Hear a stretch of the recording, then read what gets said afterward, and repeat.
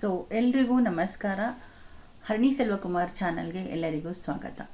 So ಇವತ್ತೊಂದು special ವ್ಲಾಗೊಂದಿಗೆ ನಾನು ನಿಮ್ಮ ಜೊತೆ ಬರ್ತಾ ಇದ್ದೀನಿ. ಮತ್ತು ಇವತ್ತು ತುಂಬ ನನ್ನ ಚಾನಲಲ್ಲೇ ನನಗೆ ಇಷ್ಟವಾದ ಇವತ್ತು ನಾನು ನಿಮ್ಮ ಜೊತೆ ಶೇರ್ ಮಾಡ್ಕೋತಾ ಇರೋ ವಿಷಯ. ಸೊ ಈ ಒಂದು ವಿಷಯನ ನಾನು ಮದರ್ಸ್ ಡೇ ದಿನವೇ ಶೇರ್ ಮಾಡಬೇಕು ಅಂತ ಅಂದ್ಕೊಂಡೆ. ಬಟ್ ನಾನು ಸ್ವಲ್ಪ ನನ್ನ ಕೆಲಸದಲ್ಲಿ ಬ್ಯುಸಿ ಆಗಿದ್ದರಿಂದ ಸೊ ನಾನು ಇನ್ನೇನೋ ನಮ್ಮ ಮಮ್ಮಿ ಬರ್ತಡೇ ಇದೆ. ಸೊ ಆಗಲೇ ಈ ವಿಷಯನ ಶೇರ್ ಮಾಡೋಣ ಅಂತ ಹೇಳಿ ಮದರ್ಸ್ ಡೇ ದಿನ ಡ್ರಾಪ್ ಮಾಡಿದೆ ವಿಡಿಯೋ ಮಾಡೋದನ್ನು. ಬಟ್ ನನಗೂ ಸ್ವಲ್ಪ ಎಲ್ಲ ಕೆಲಸಗಳಿತ್ತು, ಹಾಗಾಗಿ ನಾನೇನು ಯಾವುದೇ ವೀಡಿಯೋಸ್ಗಳನ್ನ ಮಾಡೋಕ್ಕೆ ಆಗಲಿಲ್ಲ. ಸೊ ಇವತ್ತು May 15. ಸೊ ನಮ್ಮ ಮಮ್ಮಿದು. ಸೊ ನಾವು ನಮ್ಮಮ್ಮನ ಮಮ್ಮಿ ಅಂತಲೇ ಕರೆಯೋದು. ನನಗೆ ಅಮ್ಮ ಅಂತ ಹೇಳೋದು ನಮ್ಮ ಅಜ್ಜಿಗೆ. ಹಾಗಾಗಿ ನನಗೆ ಅಮ್ಮ ಅಂತಂದಷ್ಟು ಸ್ಯಾಟಿಸ್ಫ್ಯಾಕ್ಷನ್ ಆಗಲ್ಲ. ಅಮ್ಮ ಅಂದರೆ ನನಗೆ ನಮ್ಮ ಅಜ್ಜಿ ಅಂತ ಅನಿಸುತ್ತೆ. ಹಾಗಾಗಿ ನಾನು ನಮ್ಮ ಮಮ್ಮಿನ ನನ್ನ ಮಮ್ಮಿ ಅಂತಲೇ ನಾನು ಪ್ರೊನೌನ್ಸಿಯೇಷನ್ ಮಾಡ್ತೀನಿ. ಸೊ ಅದು ನಮ್ಮ ಮಮ್ಮಿ ಬರ್ತಡೇ ಆದ್ದರಿಂದ ಸೊ ನಿಮ್ಮ ಹತ್ರ ಒಂದು ಸ್ಪೆಷಲ್ ಥಿಂಗ್ಸನ್ನು ಶೇರ್ ಮಾಡ್ಕೋಬೇಕು ಅಂತ ಅನ್ನಿಸ್ತು. ಹಾಗಾಗಿ ಈ ವಿಡಿಯೋನ ನಾನು ಮಾಡ್ತಾಯಿದ್ದೀನಿ. ನನಗೆ ನಮ್ಮ ಮಮ್ಮಿ ಬರ್ತಡೇ ತುಂಬಾ ಸ್ಪೆಷಲ್ ಆಗಿರುತ್ತೆ. ಎಲ್ಲ ಮಕ್ಕಳಿಗೂ ಅಷ್ಟೇ ಅವರ ಅಮ್ಮಂದಿರ ಬರ್ತಡೇ ತುಂಬ ಸ್ಪೆಷಲ್ ಅಂತ ಅನಿಸುತ್ತೆ. ಹಾಗೆ ನನಗೂ ನಮ್ಮ ಮಮ್ಮಿ ಬರ್ತಡೇ ತುಂಬಾ ಸ್ಪೆಷಲ್. ಸೊ ಮನೆಯಲ್ಲಿ ನಮ್ಮ ಮಮ್ಮಿ ಅಂತಂದರೆ ನಮ್ಮೆಲ್ಲರಿಗೂ ಪಂಚಪ್ರಾಣ, ತುಂಬ ಇಷ್ಟ ನಮ್ಮ ಮಮ್ಮಿ ಅಂತಂದರೆ. ಫಸ್ಟ್ ಆಫ್ ಆಲ್ ಆಗಿ ನಾನು ಚಿಕ್ಕದಲ್ಲಿ ನಮ್ಮ ಮಮ್ಮಿಯನ್ನು ಜಾಸ್ತಿ ಹಚ್ಕೊಂಡಿರಲಿಲ್ಲ. ಯಾಕಂತಂದರೆ ಗೊತ್ತಿಲ್ಲ, ನಿಜವಾಗ್ಲೂ ಏನೋ ಮಮ್ಮಿ ಇದ್ದಾರೆ, ನಾವು ಇದ್ದೀವಿ ಅಷ್ಟೇ ನನಗೆ ಗೊತ್ತಿದ್ದು. ಬಟ್ ನಾನು ಚಿಕ್ಕದಲ್ಲಿ ನಮ್ಮ ಮಮ್ಮಿನ ಹಚ್ಕೊಂಡಿದ್ದು ನೆನಪು ನನಗಿಲ್ಲ. ಯಾಕಂದರೆ ಸ್ವಲ್ಪ ಸ್ಟ್ರಿಕ್ಟು ನಮ್ಮ ಮಮ್ಮಿ ಅವಾಗ ಕಟ್ಟಿ ತೊಗೊಂಡೆಲ್ಲ ಹೊಡೆದ್ಬಿಡ್ತಾಯಿದ್ರು. ಹಾಗಾಗಿ ನನಗೆ ಅಷ್ಟೊಂದು ಇಷ್ಟ ಅಂತ ಏನಿಲ್ಲ, ಇದ್ವಿ ಅಷ್ಟೇ. ತಪ್ಪು ಮಾಡಿದಾಗ ಹೊಡೆಸ್ಕೊಂಡು ಬೈಸ್ಕೊಂಡು, ಯಾವಾಗಲೂ ಸ್ಟ್ರಿಕ್ಟ್ ಅಲ್ವಾ, ಹಾಗಾಗಿ ನಾನು ಅವ್ರ ಬಗ್ಗೆ ಚಿಂತೆ ಮಾಡೋಕ್ಕೆ ಹೋಗ್ತಾ ಇರಲಿಲ್ಲ. ನಾನು ತುಂಬ ಚಿಕ್ಕವಳು, ನಮಗೂ ಏನೂ ಗೊತ್ತಾಗ್ತಿರ್ಲಿಲ್ಲ ಆಗ ನಾನು ಅವ್ರ ಬಗ್ಗೆ ಅಷ್ಟು ಯೋಚನೆ ಮಾಡ್ತಾ ಇರಲಿಲ್ಲ. ಸೊ ನಾನು ತುಂಬ ಪ್ರಾಣ ಇಟ್ಟಿದ್ದು ನಮ್ಮ ಡ್ಯಾಡಿ ಜೊತೆ. ಸೊ ನಮ್ಮ ಡ್ಯಾಡಿ ಅಂತಂದರೆ ಇವತ್ತಿಗೂ ನಮ್ಮ ಡ್ಯಾಡಿ ಅಂದರೆ ನನಗೆ ತುಂಬ ತುಂಬ ತುಂಬ ಪ್ರಾಣ. ಸೊ ನಾನು ನಮ್ಮ ಡ್ಯಾಡಿ ಮಗಳು. ಸೊ ಇವತ್ತು ಅಷ್ಟೇ ನಾನು ನಮ್ಮ ಡ್ಯಾಡಿ ಮಗಳೇ. ಬಟ್ ನಮ್ಮ ಡ್ಯಾಡಿ ನಾವು ಕಳ್ಕೊಂಬಿಟ್ವಿ. ಅಷ್ಟು ಪ್ರೀತಿ ಮಾಡ್ತಿದ್ದು ನಮ್ಮ ಡ್ಯಾಡಿನ ನಾನು ಕಳ್ಕೊಂಬಿಟ್ಟಾಗ ಸೊ ನಾನು ಎಷ್ಟು ಹತ್ತಿದ್ದೀನೋ ನಮ್ಮ ಮನೆ ಜನಗಳಿಗೆ ಗೊತ್ತಾಗದೇ ಇರೋ ಹಾಗೆ ಅದು ಲೆಕ್ಕನೇ ಇಲ್ಲ. ಸೊ ನಾನು ಎಷ್ಟು ಫೀಲ್ ಮಾಡ್ಕೊಂಡು ಹೋಗ್ತಿದ್ದೆ ಅಂತಂದರೆ ಟ್ಯೂಷನ್ಗೆ ಹೋಗುವಾಗಲೆಲ್ಲ ಅಷ್ಟು ಫೀಲ್ ಮಾಡ್ಕೊಂಡು ಹೋಗ್ತಿದ್ದೆ. ನಮ್ಮ ಡ್ಯಾಡಿನ ಅಷ್ಟು ಮಿಸ್ ಮಾಡ್ಕೊಂಡಿದ್ದೀನಿ. So 8th 9th 10th standard ಇದ್ದೆ ಆಗ ನನಗೆ. ಸೊ ನಮ್ಮ ಡ್ಯಾಡಿ 8th ಸ್ಟ್ಯಾಂಡರ್ಡಲ್ಲಿ ತೀರಿ ಹೋದರು. ಸೊ ಆಗಿಂದನೂ ಅಷ್ಟೇ 8th 9th 10th ಸ್ಟ್ಯಾಂಡರ್ಡಲ್ಲಿ 3 ವರ್ಷ ನನಗೆ ನಮ್ಮ ಡ್ಯಾಡಿನ ಮರೆಯೋಕ್ಕೆ ಆಗಲಿಲ್ಲ. ಸೊ ಟ್ಯೂಷನ್ಗೆ ಹೋಗುವಾಗ, ಸ್ಕೂಲ್ಗೆ ಹೋಗುವಾಗ ಸೊ ನನ್ನ ಮೈಂಡ್ ಅಪ್ಸೆಟ್ ಆಗೋಗಿತ್ತು. ಸೊ ಸುಮ್ಮನೆ ಏನೋ ಸ್ಕೂಲ್ಗೆ ಹೋಗಬೇಕು ಹೋಗ್ತಿದ್ದೆ, ಓದ್ಕೋತಿದ್ದೆ ಅಷ್ಟೇ, ಬರ್ತಿದ್ದೆ, ಮನೇಲಿ ಬರ್ತಿದ್ದೆ. ಮನೇಲಿ ಬಂದಾದಮೇಲೆ ಅಮ್ಮನಿಗೆ ಕೂಡ ಆವಾಗ ಹುಷಾರು ಸ್ವಲ್ಪ ಜಾಸ್ತಿ ತಪ್ಪಾಯಿತು.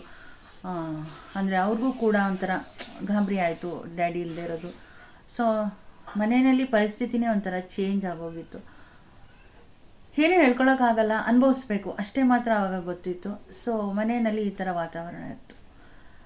ಅದಾದಮೇಲೆ ಅಷ್ಟು ನಮ್ಮ ಡ್ಯಾಡಿನ ನಾನು ಹಚ್ಕೊಂಡು ಬೆಳೆದಿದ್ದೆ. ಡ್ಯಾಡಿ ಹೋದ್ಮೇಲೆ ತುಂಬ ನನಗೆ ಇಷ್ಟೇನ ಲೈಫು, ಇಷ್ಟಕ್ಕೋಸ್ಕರ ಬದುಕ್ತೀವ, ಇಷ್ಟಕ್ಕೋಸ್ಕರ ನಾವು ಈ ಪ್ರಪಂಚದಲ್ಲಿ ಹುಟ್ಟಬೇಕಾ, ಆ ಥರ ತುಂಬ ದೊಡ್ಡ ಥಿಂಕಿಂಗ್ ಹೋಗ್ಬಿಟ್ಟಿದ್ದೆ ನಾನು. ಸೊ ನನಗೆ ಯಾರು ಆನ್ಸರ್ ಮಾಡಿದ್ರು ಸ್ಯಾಟಿಸ್ಫ್ಯಾಕ್ಷನ್ ಆಗ್ತಿರ್ಲಿಲ್ಲ. ಸೊ ಯಾರನ್ನೇ ಕೇಳಿದ್ರೆ ಹೇಳೋರು ಕಾಮನ್, ಹುಟ್ಟು ಸಾವು ಎಲ್ಲ ಕಾಮನ್, ಆಗಾಗುತ್ತೆ ಆ ಥರನೇ ಮಾತು ಬರೋದು. ಸೊ ಯಾಕಂದರೆ ಯಾರಿಗೂ ಗೊತ್ತಿಲ್ಲಲ್ಲ ವ್ಯಾಲ್ಯೂಸ್, ಹಾಗಾಗಿ ಎಲ್ಲರೂ ಹಾಗೆ ಹೇಳೋದು ಪ್ರಪಂಚದಲ್ಲಿ. ಸೊ ನನಗೆ ಆ ಆನ್ಸರ್ ನನಗೆ ಸ್ಯಾಟಿಸ್ಫ್ಯಾಕ್ಷನ್ ಆಗ್ತಿರ್ಲಿಲ್ಲ. ಸರಿ, ಸೊ ಎಲ್ಲರೂ ಕಾಮನ್ ಆಗಿ ತೊಗೊಂಡಿದ್ದಾರೆ ಅನಿಸುತ್ತೆ ಈ ವಿಷಯಗಳನ್ನ ಅಂದ್ಬಿಟ್ಟು ನಾನು ಸುಮ್ಮನೆ ಇರ್ತಿದ್ದೆ. ಬಟ್ ದೆನ್ ಆಗ ನಾನು ದೇವರನ್ನು ತುಂಬ ಯೋಚನೆ ಮಾಡ್ತಿದ್ದೆ. ಇಷ್ಟೇನಾ ಎಲ್ಲರೂ ದೇವರುಗಳು ಅಂದರೆ ಕಾಪಾಡೋದಕ್ಕೆ ಅಂತಲೇ ಯಾವ ದೇವರು ಇರಲ್ವಾ ಅಂತ ಹೇಳ್ಬಿಟ್ಟು ತುಂಬ ಡೀಪ್ ಡಿಸ್ಕಷನ್ಗೆ ಹೋಗ್ಬಿಡ್ತಾ ಇದ್ದೆ. ಬಟ್ ನಾವು ಅವಾಗ ನಿಸ್ಸಹಾಯಕರಲ್ವಾ, ಯಾವ ಏಜಲ್ಲಿ ಏನು ಡಿಸ್ಕಷನ್ ಮಾಡೋಕ್ಕೂ ಆಗಲ್ಲ, ಕೆಲವೊಂದು ವಿಷಯಗಳನ್ನ ಮಾತಾಡೋಕ್ಕೂ ಆಗಲ್ಲ ಮತ್ತು ಅನುಭವಿಸೋಕ್ಕೂ ಆಗಲ್ಲ. ಆ ಥರ ಸಿಚುಯೇಷನಲ್ಲಿ ಇದ್ದೆ ನಾನು. ಮನೆ ವಾತಾವರಣ ಎಷ್ಟು ಕೆಟ್ಟೋಯ್ತು ಅಂತಂದರೆ ಆ ಟೈಮಲ್ಲಿ ಅಕ್ಕಂಗೆ ಹುಷಾರಿರ್ತಾ ಇರಲಿಲ್ಲ, ಮಮ್ಮಿಗೆ ಹುಷಾರಿರ್ತಾ ಇರಲಿಲ್ಲ, ನಮ್ಮ ಡ್ಯಾಡಿ ಇಲ್ಲ, ನಾನು ನನ್ನ ತಮ್ಮ ಇಬ್ಬರೇ ಹೆಲ್ತಿ. ನನ್ನ ತಮ್ಮ ಪಾಪ ಅವನಿಗೂ ಬೇಜಾರು. ಮನೆ ವಾತಾವರಣ ನೋಡಿ, ಮನೆಯಲ್ಲಿ ಎಲ್ಲ ಜನಗಳಿಗೂ ಅಮ್ಮಂಗಾಗಲಿ ಅಕ್ಕಂಗಾಗಲಿ ಅವಾಗವಾಗ ಹುಷಾರಿರಲ್ವಲ್ಲ, ಅದನ್ನು ನೋಡಿ ನೋಡಿ ನೋಡಿ ನಾವು ತುಂಬ ಫೀಲ್ ಮಾಡ್ಕೊತಾ ಇದ್ವಿ. ಎಷ್ಟು ಅಂತಂದರೆ ಒಂದಷ್ಟು ವರ್ಷಗಳ ಕಾಲ ನಮ್ಮ ಅಮ್ಮಂಗೆ ತುಂಬಾ ಹುಷಾರಿರ್ತಾ ಇರಲಿಲ್ಲ. ಪಾಪ ಅವ್ರಿಗೆ ಎದ್ದು ಒಂದು ಲೋಟ ನೀರು ತೊಗೊಳಕ್ಕಾಗ್ತಿರ್ಲಿಲ್ಲ, ಒಂದು ಕಾಫಿ ಕುಡಿಯೋಕ್ಕಾಗ್ತಾ ಇರಲಿಲ್ಲ. 3 days ಕೂತ ಜಾಗದಲ್ಲೇ ಕೂತ್ಕೊಂಡ್ಬಿಡೋರು, ಒಂದು ಹೆಜ್ಜೆ ಮುಂದೆ ಇಡ್ತಾ ಇರಲಿಲ್ಲ. ಈ ಥರ ಎಲ್ಲ ಪ್ರಾಬ್ಲಮ್ ನಮ್ಮ ಮಮ್ಮಿಗೆ ಇತ್ತು. ಸೊ ನಾವು ಸ್ಕೂಲ್ಗೆ ಹೋಗ್ತಾಯಿದ್ವಿ, ಬರ್ತಾಯಿದ್ವಿ. ನಾನೇ ಆವಾಗ ಅಂದರೆ 8th 9th 10th ಅಷ್ಟು ಮಮ್ಮಿಗೆ ಹುಷಾರು ತಪ್ಪಿತ್ತು, ಮನೆಯಲ್ಲೇ ಇರ್ತಾಯಿದ್ರು. ಆಗಿನ್ನೂ ನಮ್ಮ ಡ್ಯಾಡಿದು ಕೆಲಸ ಕೊಟ್ಟಿರಲಿಲ್ಲ ನಮ್ಮ ಮಮ್ಮಿಗೆ. ಅದಾದಮೇಲೆ ಒಬ್ಬರೇ ಇರೋರು, ಹುಷಾರಿರ್ತಿರ್ಲಿಲ್ಲ, ಮನೇಲಿ ಬಾಕ್ಲು ಹಾಕ್ಕೊಂಡಿರ್ತಿದ್ರು. ನಾವೆಲ್ಲ ಸ್ಕೂಲ್ಗೆ ಹೋಗ್ತಿದ್ವಿ ಬರ್ತಿದ್ವಿ. ಅದಾದಮೇಲೆ ಸ್ಕೂಲೆಲ್ಲ ಮುಗೀತು, ನಮ್ಮ ಜೊತೆನೇ ಇರೋರು. ಬಟ್ ನಮ್ಮ ಮನೆ ವಾತಾವರಣ ಆಗ ತುಂಬ ಅನ್ಹೆಲ್ತಿಯಾಗಿತ್ತು. ನಮ್ಮ ಮಮ್ಮಿಗಂತೂ ತುಂಬಾ ಹುಷಾರಿರ್ತಾ ಇರಲಿಲ್ಲ. ಒಂದು ಪಿಲ್ಲೋನ ಹಿಂಗೆ ಇಟ್ಕೊಂಡು ಸುಮ್ಮನೆ ಹಿಂಗೆ ಕೂತ್ಕೊಂಡ್ಬಿಟ್ರೆ 3 days ಹೀಗೆ ಕೂರ್ತಿದ್ರು. ಫುಲ್ ಸೌಂಡ್ ಬರ್ತಿತ್ತು ಅವ್ರಿಗೆ. ಅದನ್ನೆಲ್ಲ ನೋಡುವಾಗ ನಮಗೆ ನಿಜವಾಗ್ಲೂ ಇಷ್ಟೇನ ಜೀವನ? ಯಾಕಂದರೆ ನಮ್ಮ ಡ್ಯಾಡಿನ ಆಗ್ತಾನೆ ಕಳ್ಕೊಂಡಿದ್ದೀವಿ, ನಾವು ತುಂಬ ಬೇಜಾರಲ್ಲಿದ್ವಿ. ಅದ್ರ ಹಿಂದೆನೇ ಮಮ್ಮಿಗೆ ತೀರೋ ಹುಷಾರಿಲ್ದಂಗೆ ಆಯಿತು. ನಾನಂತೂ ಎದ್ದೇಳೋದು, ಪೂಜೆ ಮಾಡೋದು, ಕೂತ್ಕೊಳ್ಳೋದು, ನಮ್ಮ ಮಮ್ಮಿಗೆ ವಾಸಿ ಮಾಡಿ ಅಂತ ಕೇಳ್ಕೊಳ್ಳೋದು ದೇವ್ರಗಳ ಹತ್ರ ಎಲ್ಲ. ತುಂಬ ಸುಸ್ತಾಗ್ಬಿಟ್ಟಿದ್ದೀನಿ ನಾನು ಆ ವಿಷಯದಲ್ಲಿ ನಿಜವಾಗ್ಲೂ. ಎಷ್ಟು ಬೇಡಿದ್ರು ದೇವ್ರುಗಳನ್ನ ಅಂತಂದರೆ. ಸೊ ಇನ್ನೊಂದು ಕ್ಷಣ ನಮ್ಮ ಮಮ್ಮಿನ ಏನಾದರೂ ಹೆಚ್ಚು ಕಮ್ಮಿ ಆಗಿದ್ದರೆ ಜೀವನ ನನಗೆ ಜಿಗುಪ್ಸೆ ಆಗಿಬಿಟ್ಟಿತ್ತು. ಇಷ್ಟೇನ ಲೈಫು ಅನ್ನೋ ಥರ ಅಷ್ಟು ಸಖತ್ತು ಬೇಜಾರಾಗೋಗಿತ್ತು.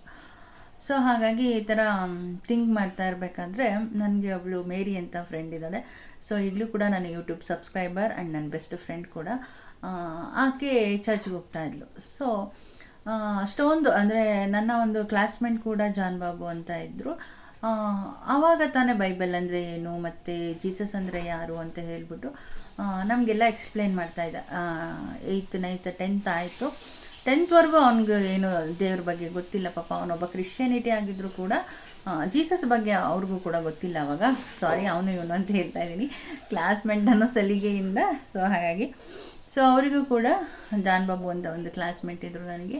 ಸೊ ಅವರಿಂದ ಬೈಬಲ್, ಜೀಸಸ್ ಅಂದರೆ ಏನು, ಆಮೇಲೆ ಕ್ಯಾಂಪ್ಗಳಿಗೆ ಹೋಗ್ತಾ ಇದ್ದೆ, ಜೀಸಸ್ ಅಂದರೆ ಯಾರು ಅಂತ ತಿಳ್ಕೊಳ್ಳೋಕ್ಕೆ.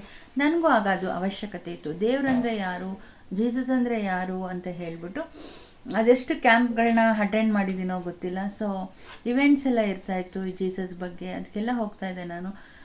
ಜೀಸಸ್ ಯಾರು ಅಂತ ಒಂದು ಮೀನಿಂಗ್ಫುಲ್ಲಾಗಿ ತಿಳಿಸ್ಕೊಟ್ಟಂತಹ friend that is John Babu. So ಇವತ್ತಿನವ್ರಿಗೂ ನೆನಪಿದ್ದಾರೆ ನನಗೆ. ಸೊ ಈಗ ಅವರು ಪಾಸ್ಟ್ರಾಗಿ CSI ಚರ್ಚಲ್ಲಿ ವರ್ಕ್ ಮಾಡ್ತಾ ಇದ್ದಾರೆ.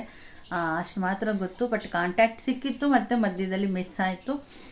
ಬಟ್ ಇವತ್ತಿಗೂ ಕೂಡ ನಾನು ದೇವ್ರ ಬಗ್ಗೆ ಇಷ್ಟು ನಿಂತಿದ್ದೀನಿ ಅಂದರೆ ಆ ವ್ಯಕ್ತಿಯೂ ಕೂಡ ಮೊದಲನೇದಾಗಿ ಕಾರಣ. ಅಲ್ಲಿ ಹೋಗ್ತಾ ಇದ್ದೆ, ಬೈಬಲ್ ಅಂದರೆ ಯಾರು, ಜೀಸಸ್ ಅಂದರೆ ಯಾರು ಅಂತ ಅದೆಷ್ಟು ಚೆನ್ನಾಗಿ ತಿಳಿಸ್ಕೊಟ್ರು ನಮಗೆ ಅವಾಗ ಅಂತಂದರೆ. ಅವ್ರ ಮನೆಗೆ ನಮ್ಮನ್ನ ಕರೆಯೋದು, ತಿಂಡಿ ಕಾಫಿ ಎಲ್ಲ ಮಾಡೋದು ಬೈಬಲಲ್ಲಿ. ಜೀಸಸ್ ಅಂದರೆ ನನಗಾಗ ಒಂದು ಚೂರು ಅರ್ಥ ಆಗ್ತಿರ್ಲಿಲ್ಲ. ಜೀಸಸ್ ಅಂದರೆ ಯಾಕೆ ಹಿಂಗೆ ಕರೆದು ಹೇಳ್ತಾರೆ ಅವರು ಅಂತ. ಸೊ ನಾನಾಗ ಚಿಕ್ಕವಳಲ್ಲ, ಆಗ ನಂಗೆ ಸ್ವಲ್ಪ ಬಟ್ ನಂಗೆ ಜಾನ್ ಬಾಬು ಇಷ್ಟ. ಜಾನ್ ಬಾಬು ಜೊತೆ ಮಾತಾಡೋದಂದರೆ ಇಷ್ಟ, ಜಾನ್ ಬಾಬು ಮನೆಗೆ ಹೋಗೋದು ಇಷ್ಟ ಅಷ್ಟೇ. ಅಷ್ಟು ಬಿಟ್ಟರೆ ಕ್ಲಾಸ್ಮೇಟ್ ಅಲ್ವಾ, ಅವ್ನು ಅಷ್ಟು ಚೆನ್ನಾಗಿ ನಮ್ಮನ್ನು ಮಾತಾಡಿಸ್ತಾ ಇದ್ದ. ಹಾಗಾಗಿ ಅವ್ನ ಮನೆಗೆ ಹೋಗೋದು ಇಷ್ಟ ಇತ್ತು, ಹೋಗ್ತಿದ್ದೆ. ಅವನು ಅವಾಗ ಹೋದಾಗ ನಮಗೆ ಬೈಬಲ್ ಹಿಡಿದು ಕೂರಿಸ್ಬಿಡ್ತಾ ಇದ್ದ, ಸರಿ ಅಂತ ಹೇಳಿ ಹೇಳ್ತಾ ಇದ್ದ. ನನಗಾಗ ಅಷ್ಟು ಅರ್ಥ ಆಗ್ತಾ ಇರಲಿಲ್ಲ. ಬಟ್ ಈವೆಂಟ್ಸ್ಗೆಲ್ಲ ಕರೆಯೋನು, ಈವೆಂಟ್ಸ್ಗೆಲ್ಲ ಇರುವಾಗ ಬನ್ನಿ ಅಂತ ಹೇಳ್ತಾ ಇದ್ದ. ಹಾಗಾಗಿ ಹೋಗ್ತಾ ಇದ್ದೆ. ಈವೆಂಟ್ಸಲ್ಲೆಲ್ಲ ತುಂಬ ಚೆನ್ನಾಗಿ ನಮ್ಮನ್ನ ನೋಡಿಕೊಂಡು ಕ್ಲಾಸ್ಗಳನ್ನ ತಗೊಂಡು ನಿಜವಾಗ್ಲೂ ಇವತ್ತೊಂದು ಬೇಸಿಕ್ಕಾಗಿ ನಿಂತಿದ್ದೀನಿ, ಇನ್ನೂ ನಾನು ಜೀಸಸ್ ಹತ್ರ ಇದ್ದೀನಿ ಅಂತಂತಂದರೆ ಆ ಒಂದು ಟ್ರೈನಿಂಗ್ಸ್ಗಳಾಗಿರ್ಬೋದು, ಆ ಒಂದು ಜನರ ಒಂದು ಕಾಂಟ್ಯಾಕ್ಟ್ ಇರಬಹುದು.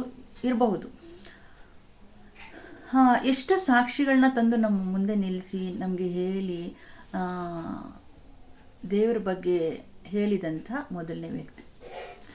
ಹಾಗಾಗಿ ಇವತ್ತಿನವರೆಗೂ ಮರೆಯೋದಕ್ಕೆ ಸಾಧ್ಯ ಇಲ್ಲ, ಮರೆಯೋದು ಇಲ್ಲ.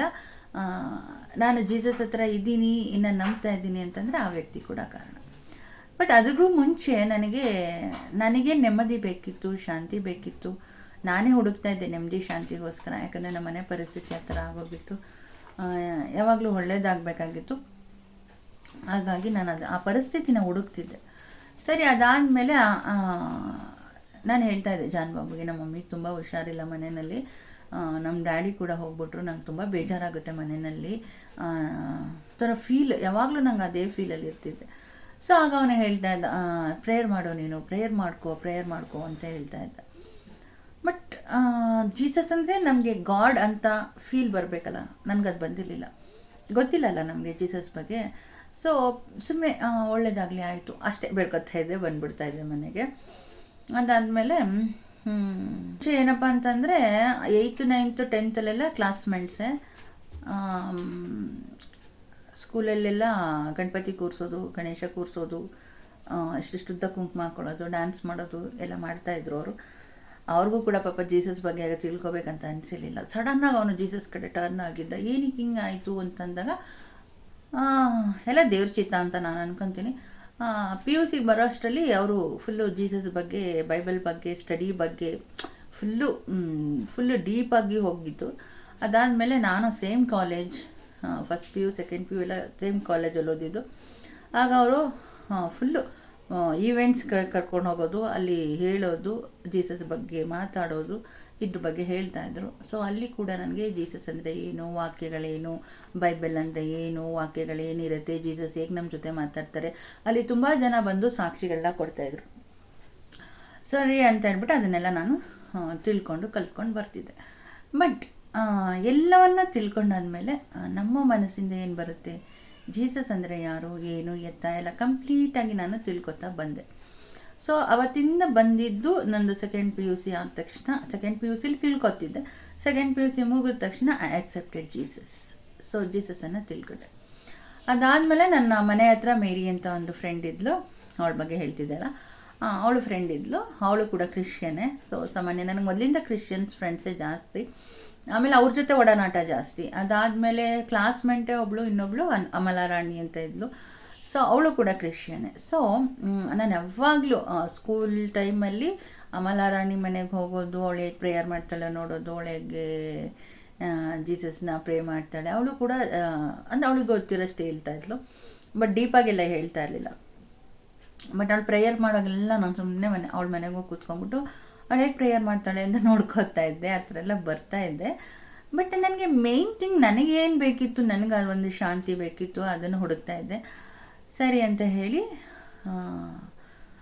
ಮೇರಿ ಜೊತೆ ನಾನು ಚರ್ಚ್ಗೆ ಹೋಗೋಕ್ಕೆ ಸ್ಟಾರ್ಟ್ ಮಾಡಿದೆ, RC ಚರ್ಚ್ಗೆ.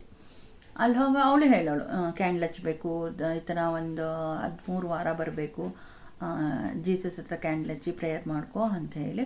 ಅವಳು ಸೇಮ್ ಕ್ಯಾಥಲಿಕ್ ಕಡೆದೆಲ್ಲ ಹೇಳ್ಕೊಡ್ತಾಯಿದ್ಲು. ನಾನು ಹೋಗ್ತಾಯಿದ್ದೆ ಎವ್ರಿ ಟ್ಯೂಸ್ಡೇ ಚರ್ಚಿಗೆ ಹೋಗ್ತಾಯಿದ್ದೆ, ಅವಳ ಜೊತೆ ಕ್ಯಾಂಡಲ್ ಹಚ್ಚುತ್ತಾಯಿದ್ದೆ, ಬರ್ತಾಯಿದ್ದೆ. ಆಮೇಲೆ ಬೇಡ್ಕೊಂಡು ಬರ್ತಾಯಿದ್ದೆ, ನಮ್ಮ ಮಮ್ಮಿಗೆ ವಾಸಿ ಆಗಬೇಕು, ನಮ್ಮ ಮಮ್ಮಿಗೆ ವಾಸಿ ಆದರೆ ಮತ್ತೆ ನಾನು ಬಂದು ಬ್ರೆಡ್ಡು ಎಲ್ಲ ಹಂಚ್ತೀನಿ ಅಂತ ಹೇಳಿ ಟೀ ಮಾಡ್ಕೊಂಡು ಬಂದು ಬ್ರೆಡ್ಡನ್ನು ಹಂಚ್ತೀನಿ ಬೇರೆಯವರು, ಅಲ್ಲೆಲ್ಲ ಜನಗಳಿರ್ತಾರಲ್ಲ ಅವರೆಲ್ಲರಿಗೂ ಕೊಡ್ತೀನಿ ಅಂತ ಹರಕೆ ಮಾಡ್ಕೊಂಡು ಬರ್ತಿದ್ದೆ. ಎವ್ರಿ ಟ್ಯೂಸ್ಡೇ ಚರ್ಚ್ಗೆ ಹೋಗ್ತಾಯಿದ್ದೆ, ಕ್ಯಾಂಡಲ್ ಹಚ್ಚಿ ಪ್ರೇಯರ್ ಮಾಡ್ಕೊಂಡು ಬರ್ತಿದ್ದೆ. ನಾನು ಜೀಸಸನ್ನು ಬೈಬಲ್ನ ಗಾಢವಾಗಿ ಓದಿ ತಿಳ್ಕೊಂಡೋ ಅಥವಾ ನನ್ನ ಕಷ್ಟಕ್ಕೋಸ್ಕರ ತಿಳ್ಕೊಂಡೋ ನನಗಂತೂ ಗೊತ್ತಿಲ್ಲ. ಬಟ್ ಹೋಗ್ತಾ ಹೋಗ್ತಾ ಹೋಗ್ತಾ ನನಗೆ ದೇವರು ಮಾತಾಡಿದ್ದು, ನನ್ನನ್ನು ದೇವರು ಭದ್ರವಾಗಿ ಹಿಡ್ಕೊಂಡಿದ್ದು ಗೊತ್ತಿಲ್ಲ. ನನ್ನ ಒಂದು ಚಿಕ್ಕ ಮನಸ್ಸಿನ ನೋಗೋ ಏನೋ ದೇವರು ನನ್ನನ್ನು ಇವತ್ತಿನವರೆಗೂ ಭದ್ರವಾಗಿ ಹಿಡ್ಕೊಂಡಿದ್ದಾರೆ. ಸೊ ನಾನು ಅವತ್ತು ದೇವ್ರ ಹತ್ರ ಕೇಳ್ಕೊಂಡಿದ್ದಿಷ್ಟೇ, ನಾನು ನಿನ್ನನ್ನು ನಂಬಿರೋದು ದೇವರೇ, ನಮ್ಮ ಮನೆಯಲ್ಲಿ ನಮ್ಮಮ್ಮನಿಗೆ ಆರೋಗ್ಯ ಕೊಟ್ಟು ನಮ್ಮ ಜೊತೆ ತುಂಬ ಕಾಲ ನಮ್ಮಮ್ಮನ ನಮ್ಮ ಜೊತೆ ಇಡಬೇಕು ನೀನು ಅಂತ ನಾನು ಇದನ್ನೇ ಕೇಳ್ಕೊಂಡಿದ್ದು. ಯಾಕಂದರೆ ಅವ್ರ ಪರಿಸ್ಥಿತಿ ಆಗ ಅವ್ರು ಉಳಿಯೋ ಲೆವೆಲಲ್ಲಿ ಇರಲಿಲ್ಲ. ಎಷ್ಟು ಅಳ್ತಿದ್ದೆ ನಾನು ಅಂತಂದರೆ ನಿಜವಾಗ್ಲೂ ಜೀವನ ಮಮ್ಮಿ ಏನಾದರೂ ಹೆಚ್ಚು ಕಮ್ಮಿ ಆದರೆ ನಾವು ಬದುಕೋದು ಬೇಡ ಅಂತಾನೆ ನಾನು ಯೋಚನೆ ಮಾಡ್ತಾಯಿದ್ದಿದ್ದು. ಏನಾದರೂ ಆಗಲಿ ನಾವು ಬದುಕೋದು ಬೇಡ ಅಂತಲೇ ನಾನು ಅನ್ಕೋತಿದ್ದೆ. ಬಟ್ ಯಾರ ಹತ್ರನೂ ಇವತ್ತಿನವರೆಗೂ ನಾನು ಇದನ್ನೇ ಶೇರ್ ಮಾಡ್ಕೊಂಡಿಲ್ಲ. ಸೊ ನಾನಾಗ ಆ ಥರ ಡಿಸೈಡ್ ಮಾಡ್ತಿದ್ದೆ. ಸೊ ನಮ್ಮ ಮಮ್ಮಿಗೇನಾದರೂ ಹೆಚ್ಚು ಕಮ್ಮಿ ಆಗಿಬಿಟ್ರೆ ನಾವು ಬದುಕೋದು ಬೇಡ, ಅಷ್ಟೇ, ಲೈಫ್ ಸಾಕು, ಮುಂದಕ್ಕೆ ಅದಕ್ಕೆ ಬದುಕಿದ್ರೂ ಅರ್ಥ ಇರಲ್ಲ ಅನ್ನೋ ಲೆವೆಲ್ ನನಗಿತ್ತು. ಆವತ್ತಿನ ದಿನ ನಾವು ಅಷ್ಟು ನಿಸ್ಸಹಾಯಕರಾಗಿದ್ವಿ. ಅದಾದಮೇಲೆ ನಾನು ಜೀಸಸ್ನ ನಂಬಕ್ಕೆ ಸ್ಟಾರ್ಟ್ ಮಾಡಿದೆ. ಚರ್ಚಿಗೆ ಹೋಗ್ತಿದ್ದೆ, ಚರ್ಚಿಗೆ ಹೋಗಿ ಕ್ಯಾಂಡಲ್ ಹಚ್ಚುತ್ತಾ ಇದ್ದೆ. ಎಷ್ಟು ದಿನ, ವರ್ಷಗಳ ಕಾಲ ನಾನು ಹೋಗ್ತಾಯಿದ್ದೆ ಚರ್ಚಿಗೆ. ಕುತ್ಕೊಂಡು ಅಳ್ತಾನೆ ಪ್ರೇಯರ್ ಮಾಡ್ತಿದ್ದೆ ಚರ್ಚಲ್ಲಿ. ಸೊ ಅದೆಲ್ಲ ಮುಗಿಸ್ಕೊಂಡು ಬರ್ತಿದ್ದೆ ಮನೆಗೆ. ಅದಾದಮೇಲೆ ನಮ್ಮ ಮಮ್ಮಿಗೆ ಒಂದು ಸ್ವಲ್ಪನೇ ಕಮ್ಮಿ ಆಗ್ತಾ ಬಂತು. ನಿಜಕ್ಕೂ ಹೇಳ್ತೀನಿ ಅಂತಂದರೆ, ಇವತ್ತಿನವರೆಗೂ ನಮ್ಮ ಮಮ್ಮಿ ಒಂದು ಹೆಲ್ತಿಯಾಗಿ ಬದುಕ್ತಿದ್ದಾರೆ ಅಂತಂದರೆ, ಅವಾಗವಾಗ ಅವ್ರಿಗೆ ಹುಷಾರಿರಲ್ಲ. ಬಟ್ ನಾನು ಹೇಳೋದು, ಒಂದು ಹೆಲ್ತಿಯಾಗಿ ಇದ್ದಾರೆ ಅಂತಂತಂದರೆ ಅದಕ್ಕೆ ಜೀಸಸ್ಸೇ ಕಾರಣ. ನನಗೆ ದೇವ್ರ ಹತ್ರ ಬಂದು ಪ್ರೇಯರ್ ಮಾಡಿಕೊಂಡು ಕ್ಯಾಂಡಲೆಲ್ಲ ಹಚ್ಚಿ ನಾನು ಮಮ್ಮಿಗೆ ಹೇಳ್ತಿದ್ದೆ, ಮಮ್ಮಿ ನಾನು ಈ ಥರ ಬೇಡ್ಕೊಂಡಿದ್ದೀನಿ, ನಿಮ್ಗೆ ವಾಸಿ ಆದ ತಕ್ಷಣ ನನ್ನ ಚರ್ಚಲ್ಲಿ ಇದು ಕೊಡಬೇಕು ಅದು ಕೊಡಬೇಕು ಅಂತೆಲ್ಲ ಹೇಳ್ತಿದ್ರೆ ಆಯಿತು ಅಂತ ಹೇಳೋರು ನಮ್ಮ ಮಮ್ಮಿ. ಬಟ್ ನಮ್ಮ ಮಮ್ಮಿಗೆ ಹಾಗೇ ದೇವರು ಅದು ಹೇಗೆ ಕಮ್ಮಿ ಮಾಡಿ ನಮ್ಮ ಮಮ್ಮಿನ ಕಾಪಾಡೋದು ಅಂತಂದರೆ ದಟ್ ಈಸ್ ಮಿರಾಕಲ್. ಅದಾದಮೇಲೆ ಯಾವಾಗಲೂ ಅಷ್ಟೇ, ನಾನು ಯಾವಾಗಲೂ ನಮ್ಮ ಮಮ್ಮಿನೇ ಅಬ್ಸರ್ವ್ ಮಾಡೋದು ಮನೆಯಲ್ಲಿ, ಏನಾಗ್ತಿದೆ, ಜಾಸ್ತಿ ಆಗ್ತಿದೆಯಾ, ಕಮ್ಮಿ ಆಗ್ತಿದೆಯಾ ಅಂತ. ಯಾರ ಮನೇಲಿ ಯಾರ ತಾಯಿಗೆ ಹುಷಾರಿರಲ್ವೋ ಅವ್ರಿಗೆ ಈ ಫೀಲ್ ಅರ್ಥ ಆಗುತ್ತೆ. ಹೌದಲ್ವಾ, ಎಷ್ಟು ಕಷ್ಟ ಇರುತ್ತೆ ಅಂತ ಹೇಳಿ. ಯಾವಾಗಲೂ ನಮ್ಮ ಮಮ್ಮಿನೇ ಅಬ್ಸರ್ವ್ ಮಾಡೋದು, ನಿಮ್ಗೆ ಹುಷಾರಿಲ್ವಾ, ಚೆನ್ನಾಗಿದ್ದೀರಾ, ಈಗ ನಿಮಗೆ ಹೆಲ್ತ್ ಸರಿ ಇದೆಯಾ, ಆ ಥರ ಹೆಲ್ತ್ ಸರಿಗಿರೋ ಫೀಲ್ ಆಗ್ತಿದೆಯಾ ಅಂತ. ಅವ್ರು ಯಾವಾಗಲೂ ಮಧ್ಯರಾತ್ರಿಲೆಲ್ಲ ಎದ್ದು ಕೂತ್ಕೊಂಡ್ಬಿಟ್ರೆ ಏನಾಯಿತು ಎತ್ತ ಅಂತ ನಾನೇ ಕೇಳ್ತಾ ಇದ್ದಿದ್ದು. ಯಾಕಂದರೆ ಅವ್ರ ಪಕ್ಕ ನಾನೇ ಮಲ್ಕೋತಾ ಇದ್ದಿದ್ದು, ಅವ್ರು ಎದ್ದು ಕೂತ್ಕೊಂಡ್ಬಿಟ್ರೆ ನಂಗೆ ಗೊತ್ತಾಗ್ತಾಯಿತ್ತು. ಹಾಗಾಗಿ ಆ ಒಂದು ಲೈಫನ್ನು ನಾನು ನೋಡಿದ್ದೀನಿ, ಎಷ್ಟು ಕಷ್ಟ ಅಂತ ಹೇಳಿಬಿಟ್ಟು. ಅದಾದಮೇಲೆ ನಾನು ಬೇಡ್ಕೋತಾ ಇದ್ದೆ, ನಮ್ಮ ಮಮ್ಮಿಗೆ ನೀವು ಫುಲ್ ವಾಸಿ ಮಾಡಬೇಕು ಜೀಸಸ್, ನಮ್ಮ ಮಮ್ಮಿನ ಬಹಳ ದಿನಗಳ ಜೊತೆ ನಮ್ಮ ಜೊತೆ ಇರಿಸ್ಬೇಕು ನೀವು ಅಂತ ಹೇಳಿ. ಸೊ ನಿಜವಾಗ್ಲೂ ದೇವ್ರು ಕೈ ಬಿಡಲಿಲ್ಲ. ಅವತ್ತಿಂದ ಇವತ್ತಿನವರೆಗೂ ನಮ್ಮ ಮಮ್ಮಿನ ಕಾಪಾಡ್ತಾ ನಮ್ಮ ಜೊತೆ ದೇವ್ರು ಇರಿಸಿದ್ದಾರೆ. ಸೊ ಅದಕ್ಕಿಂತ ನಾನು ದೊಡ್ಡ ಸಾಕ್ಷಿ ಇನ್ನೇನು ಕೊಡಬೇಕಂತ ನನಗೆ ಗೊತ್ತಾಗ್ತಾ ಇಲ್ಲ. ಬಟ್ ನಾನು ದೇವರಿಗೆ ತುಂಬ ತುಂಬ ತುಂಬ ನನ್ನ ಹೃದಯಪೂರ್ವಕವಾಗಿ ಥ್ಯಾಂಕ್ಸ್ ಹೇಳ್ತೀನಿ. ಇವತ್ತು ನಾನು ನಿಮ್ಮ ಜೊತೆ ಸಾಕ್ಷಿ ಕೊಡ್ತಾ ಇದ್ದೀನಿ ಇದನ್ನು ಅಂತಲೇ ನೀವು ಭಾವಿಸ್ಬೋದು. ನಮ್ಮ ಮನೆ ವಾತಾವರಣನೇ ನಮ್ಮ ಮಮ್ಮಿಗೆ ಆರೋಗ್ಯ ಕೊಟ್ಟಿದ್ದೆ ನನಗೊಂದು ದೊಡ್ಡ ಖುಷಿ. ಅದರಿಂದ ಪಾರು ಮಾಡಿದ್ರು. ಅವತ್ತಿಂದ ಇವತ್ತಿನವರೆಗೂ ನಮ್ಮಮ್ಮನ ಕಾಪಾಡ್ತಾ ಬರ್ತಿದ್ದಾರೆ. ಅವಾಗ ಅವ್ರಿಗೆ ಮಧ್ಯೆ ಹುಷಾರಿಲ್ಲ ಅಂತಂದ್ರು ನಾನು ಫಸ್ಟ್ ಹೋಗಿ ಜೀಸಸನ್ನೇ ಬೇಡೋದು ಇವತ್ತಿನವರೆಗೂ. ಕಾಪಾಡ್ತಾ ಬಂದರು. ನಾವು ಆಗ ತುಂಬ ಚಿಕ್ಕವರು, ನಮಗೆ ಪ್ರಪಂಚ ಏನು ಅಂತಲೇ ಗೊತ್ತಿಲ್ಲ. ತುಂಬ ಭಯ ಆಗ್ತಿತ್ತು ಆ ಒಂದು ಸಂದರ್ಭಗಳನ್ನ ನೆನೆಸ್ಕೊಂಡಾಗ. ಬಟ್ ಇವತ್ತು ನಾವು ದೊಡ್ಡವರಾಗಿದ್ದೀವಿ, ನಮಗೆ ಬುದ್ಧಿ ಬಂದಿದೆ. ಆದರೂ ಕೂಡ ದೇವರು ನಮ್ಮ ಜೊತೆ ಇರಬೇಕು. ದೇವರು ಅಂತ ನಮ್ಮ ಜೊತೆ ಇರಬೇಕು. ದೇವರೇ ನಮ್ಮನ್ನು ಕಾಪಾಡಿ ನಿಲ್ಲಿಸ್ತಾ ಇರೋದ್ರಿಂದ ಆ ದೇವ್ರಿಗೆ ನಾನು ತುಂಬ ಚಿರಋಣಿಯಾಗಿದ್ದೀನಿ. ತುಂಬ ಥ್ಯಾಂಕ್ಸ್ ಹೇಳ್ತೀನಿ. ತುಂಬ ಅಪ್ಕೊಂಡಿದ್ದೀನಿ ದೇವರನ್ನ. ಅದಕ್ಕೆ ನಾನು ಬೇಡೋದು ದೇವರನ್ನು ಅಷ್ಟೇ.